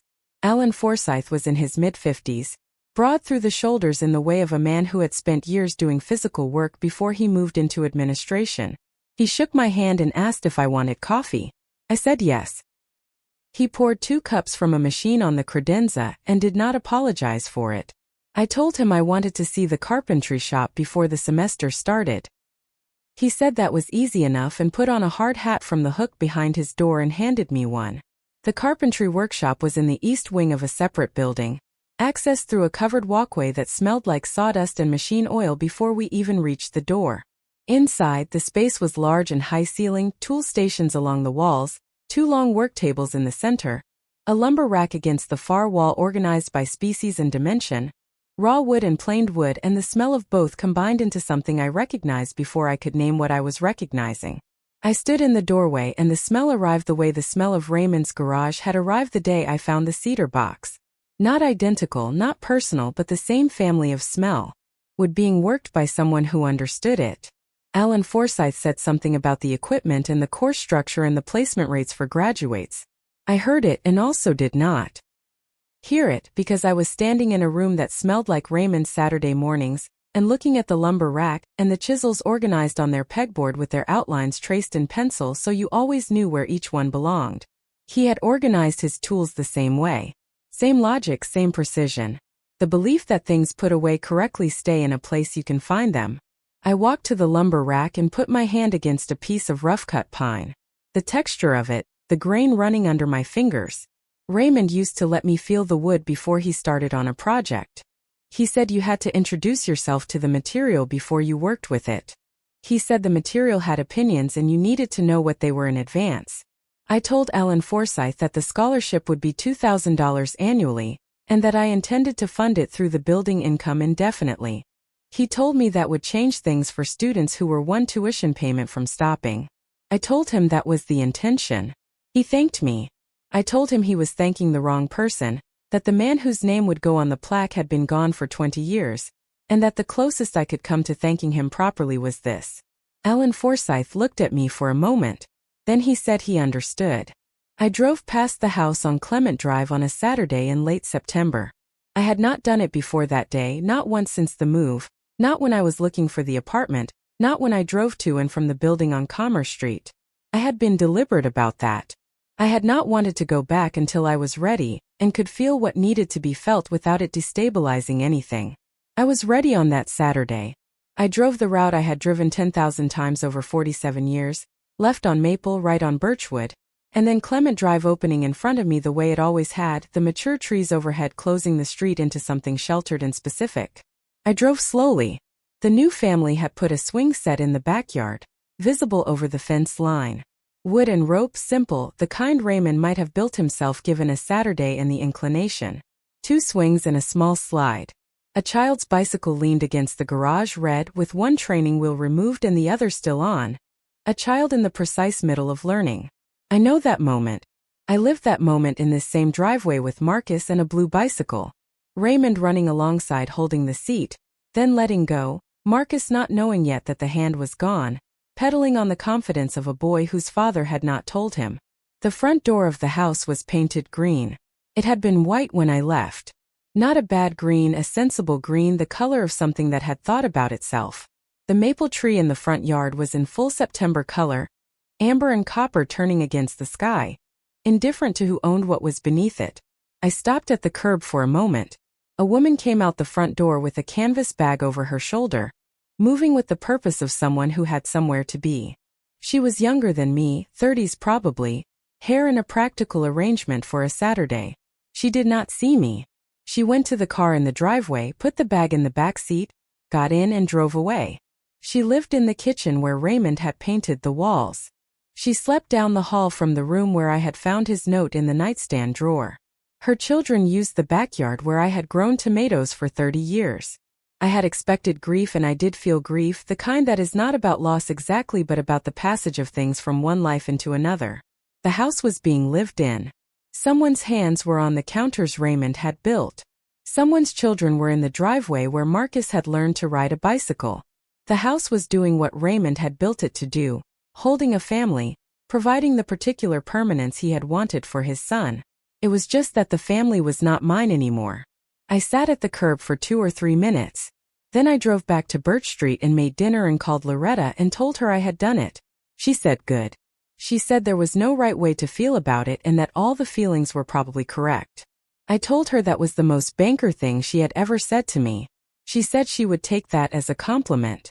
Corey told me about the conversation with his father in October, sitting at my kitchen table with the pasta he was getting better at making each time. He had been carrying it for a few months and I had not asked. Some things need to arrive at their own pace. He said it had happened in the parking lot of a hardware store on a Sunday in July. He and Marcus had driven there for materials for a small project at the house Marcus and Diane were renting while they looked for a place to buy. In the parking lot on the way in, Corey had stopped and told his father he needed to say something.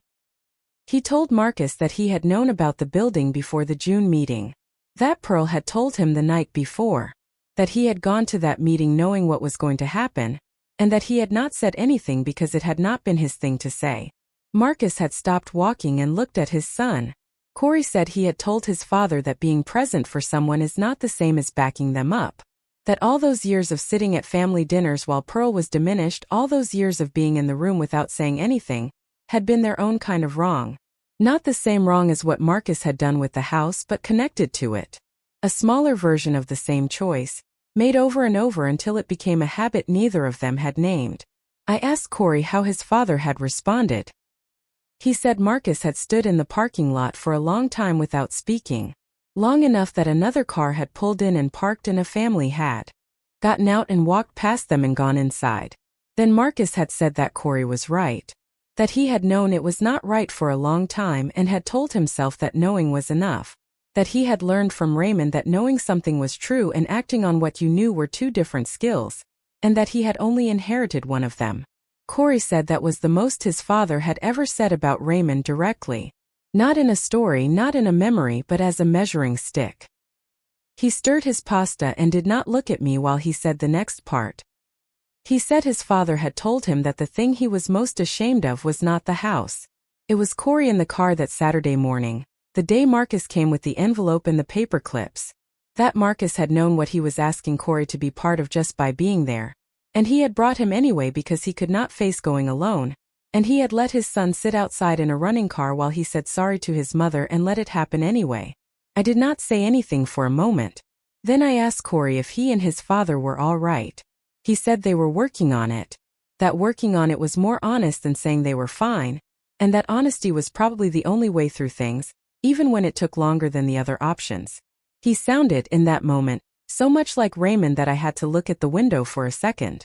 I drove to Columbus on a Wednesday in November. I had gotten the address from Cecelia Webb, who offered it when we spoke on the phone in October, and who seemed to understand why I was asking without my having to explain it. Green Hills Memorial Park, east side of Columbus. I parked near the main entrance and walked the rows with the section number Cecelia had given me until I found the stone. Franklin David Webb. 1944 to 2024. Loving father. Careful man. That last line had been Cecilia's choice. She had told me on the phone. The funeral home had suggested dedicated husband and she had said no, careful man, because that was what her father had been and the thing she most wanted remembered. The director had written it down without argument. I stood at the stone for a while. The cemetery was quiet in the specific way of late November. Everything stripped to its structure, the trees bare, the sky low, and even the kind of day that feels like the world taking a breath between things. I had brought a piece of paper in my coat pocket. A photocopy of the quarterly statement from the brokerage account, the one Cecelia had shown me in my kitchen in May. $1,872,000. Franklin's 20 years of careful tending. Right there in numbers on a single page. I folded the copy and set it against the base of the stone and put a small rock on top of it so the wind would not take it. I know it was only paper. I know it dissolved in the first rain. But I wanted him to have seen it, if seeing was something he was still capable of in whatever form he occupied. I wanted him to know that the number he had tended for 20 years had arrived at the person Raymond intended it for, and that she had used it in a way that she thought would have made Raymond laugh until he had to sit down. I told Franklin that out loud. Standing at his stone in the November quiet. I told him Raymond had been right to trust him. I told him that careful men were rarer than anyone said they were, and more valuable than anyone said. I told him his daughter had his eyes, which I had noticed the day she came to my kitchen, and that she had his way of entering a room, gathering it before she committed to it. I stood there for about 10 minutes. Then I walked back to my car. On the drive home I passed a lumber yard on Route 33 and the smell of it came in through the car vents, sawdust and fresh-cut pine, and I drove the rest of the way with the windows cracked and that smell coming in, and I did not try to do anything with what I felt about it. I just let it come in and let it pass. Daniel Okafor came back to the building on a Friday afternoon in March, 7 months after the scholarship ceremony. I was in the lobby reviewing a maintenance request when he came through the side entrance and stopped when he saw me. "Mrs. Hutchins," he said. "I was hoping you might be here." He was taller than I remembered, or I had not looked at him long enough at the ceremony to take in his height. He was carrying a folder under his arm, the kind students carry when they are transporting something they do not want to fold. He asked if I had a few minutes. I said I did, and we sat on the bench near the lobby window. He told me he had completed his first full semester and was enrolled in the advanced framing course for the spring. His instructor had recommended him for a summer apprenticeship with a residential builder in Westerville. It paid $12 an hour, and he said that $12 an hour for work he would do for free was the closest thing to good fortune he had experienced. He opened the folder. Inside was a photograph printed on copy paper, a little blurry, taken on a phone. It showed a small wooden cabinet, maybe 14 inches square, with a door that had a simple carved inset panel. Student work, unmistakably, the proportion slightly imprecise in the way of someone still learning to let the material tell them what it wants to be. But the corner joint was clean and the grain had been read correctly, and the carving was confident where it mattered. He had made it in the second week of the semester. His instructor had told him the panel was the best work in the class. He had asked if he could keep it.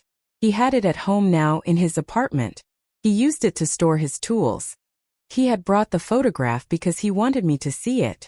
He said he knew the scholarship came from someone named Raymond Hutchins and that he did not know anything about Raymond Hutchins except his name on a plaque, but that he had made something with his hands in a room that smelled like good wood, and that somebody's name was the reason he was in that room, and he thought the person whose name it was deserved to know what that name had led to. I looked at the photograph of the small cabinet for a long time. The simple carved panel, the clean joint, the grain running the way it should when someone has paid attention. I told Daniel about Raymond. Not everything. The version a person tells in 10 minutes to someone they have just met, which is still a real version. I told him about the driveway and the deck and the carpenter's level kept in the kitchen drawer because Raymond said it deserved somewhere it would be seen. I told him that Raymond had believed in work done with the hands and tools organized on pegboards with their outlines traced in pencil. I told him Raymond had never once described what he did as just work. Daniel listened the way Corey listened, with all of it, not waiting for a pause to fill. When I finished, he said, "He sounds like a good man." "He was the best one I knew," I said. "Careful and honest," and he laughed with his whole body. Daniel Okafor nodded. He folded the photograph back into the folder and stood and shook my hand the way someone shakes a hand when they mean it. He told me to have a good afternoon and went out through the side entrance and back into his life. I sat on the lobby bench for a while after he left, looking at the entrance he had walked through. Then I went upstairs and made a note in the building management file to increase the scholarship amount by $500 for the following year. Loretta told me her story in January, on a Friday evening when the temperature had dropped far enough that neither of us wanted to go anywhere. We were sitting in my kitchen with the radiator working and the oak tree bare and black against the winter sky outside the window. She had been married for 11 years, she told me. Not to the banking career's worth of years I knew about.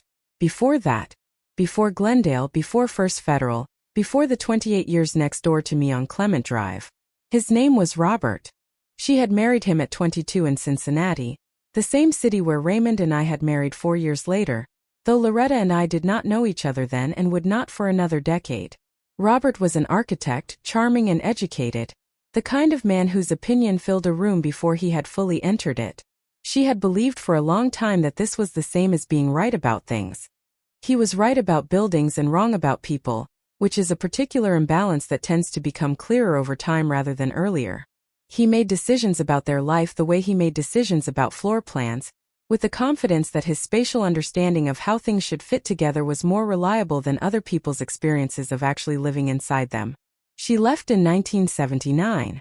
She took a suitcase, her professional certifications from the banking courses she had been completing on evenings and weekends for 3 years, and the colander her mother had given her, which she said was the only object in that marriage that had ever been used solely for her own purposes. She put herself through the remainder of her banking education. She found a job in Dayton, then a better one in Glendale. She bought the house on Clement Drive next door to mine in 1996. the year Marcus started college, and she had lived there alone and contentedly for 28 years. I asked her why she had never told me. She said she had told me by living next door to me for 28 years and being herself the whole time. She said she had told me the day she helped me look at legal options and said that the question of whether Marcus had a legal right was separate from the question of whether he was right. She said she had told me every time she brought tomatoes in that colander. I looked at her across my kitchen table. 68 years old. 30 years of helping people understand what they were signing. The most direct person I knew and one of the most honest. The person who had been on my front step when I pulled up on June 19th. "You have been next to me this whole time," I said. "Yes," she said. "That is generally where I prefer to be." The kitchen was warm. Outside, the oak tree moved in the January wind, its branches bare but not fragile. The way bare things in winter are not fragile, just waiting. Diane called me in February. Not a text message. A call on a Thursday morning, her voice careful in the way it was always careful but with something underneath it that was newer. Less managed. She said she and Marcus had made an offer on a house in Glendale, a 1960s ranch on a corner lot with a large backyard and a detached garage that needed its roof replaced. She said Marcus had found a contractor and then decided he wanted to do the roof repair himself, which she had expected to be impractical and had turned out to be something else. He had been going to the library on Saturdays to read about framing, and had come home talking about grain direction and proper overhang and the particular weight of clay tile versus asphalt shingle. She said she had not expected to find this interesting and had found it interesting. She paused. She said she was calling because she wanted me to know. Not to ask for anything. Not to receive anything in return. Just to tell me that Marcus was becoming something and that she thought I would want to know what it looked like. I told her I was glad to hear it. She said she thought the backyard might eventually have a garden. She did not have experience with gardens, but Corey had mentioned my tomatoes and she had thought about it. I told her that marigolds kept the pests off. That my mother had always said so and been right. She said she would remember that. She said goodbye and we ended the call and I sat for a moment with the phone on the table in front of me. I did not know what Diane and I were going to be to each other going forward. That is the honest answer. We were not going to be what we had not been, and becoming something new after a certain point requires patience and a willingness to be surprised, and I was not sure either of us had fully committed to being surprised yet. But she had called. She had called on a Thursday morning and told me about the house and the garage roof and the library on Saturdays and the garden she was considering. She had called and she had said my name the way Mrs. Petrakis described it, like a person who had decided it mattered enough to use. I thought about what I had come to believe about small things. Raymond had known it before I did, which was usually how the important lessons arrived in our marriage. He had known that the most significant events in a life rarely announce themselves as such. They come in plain packaging, in Thursdays and parking lots and phone calls that last 4 minutes. They come in the smell of sawdust through a car window and a photograph of a small cabinet made by a young man learning to listen to what the wood wants. The cedar box is on the shelf in my kitchen on Birch Street, next to Raymond's carpenter's level. The oak tree outside the bedroom window is budding now, the first small green pushing out along the branches. Spring arriving the way it always does, gradually and then all at once, without asking permission and without waiting to be noticed. I am 72 years old. I own a building named after a street. I have a scholarship in the name of a man who laughed with his whole body, and kept his most honest tool in the kitchen drawer so it would be seen.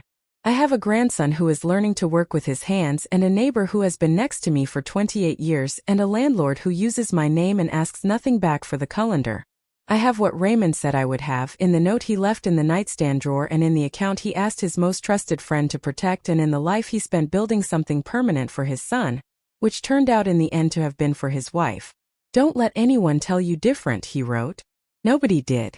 And the ones who tried found out eventually that Raymond Hutchins had prepared for that too. Thank you so much for watching until the end. If you love this story, check out the other videos on your screen now. I think you'll really enjoy them. And don't forget to subscribe if you haven't already. See you in the next story.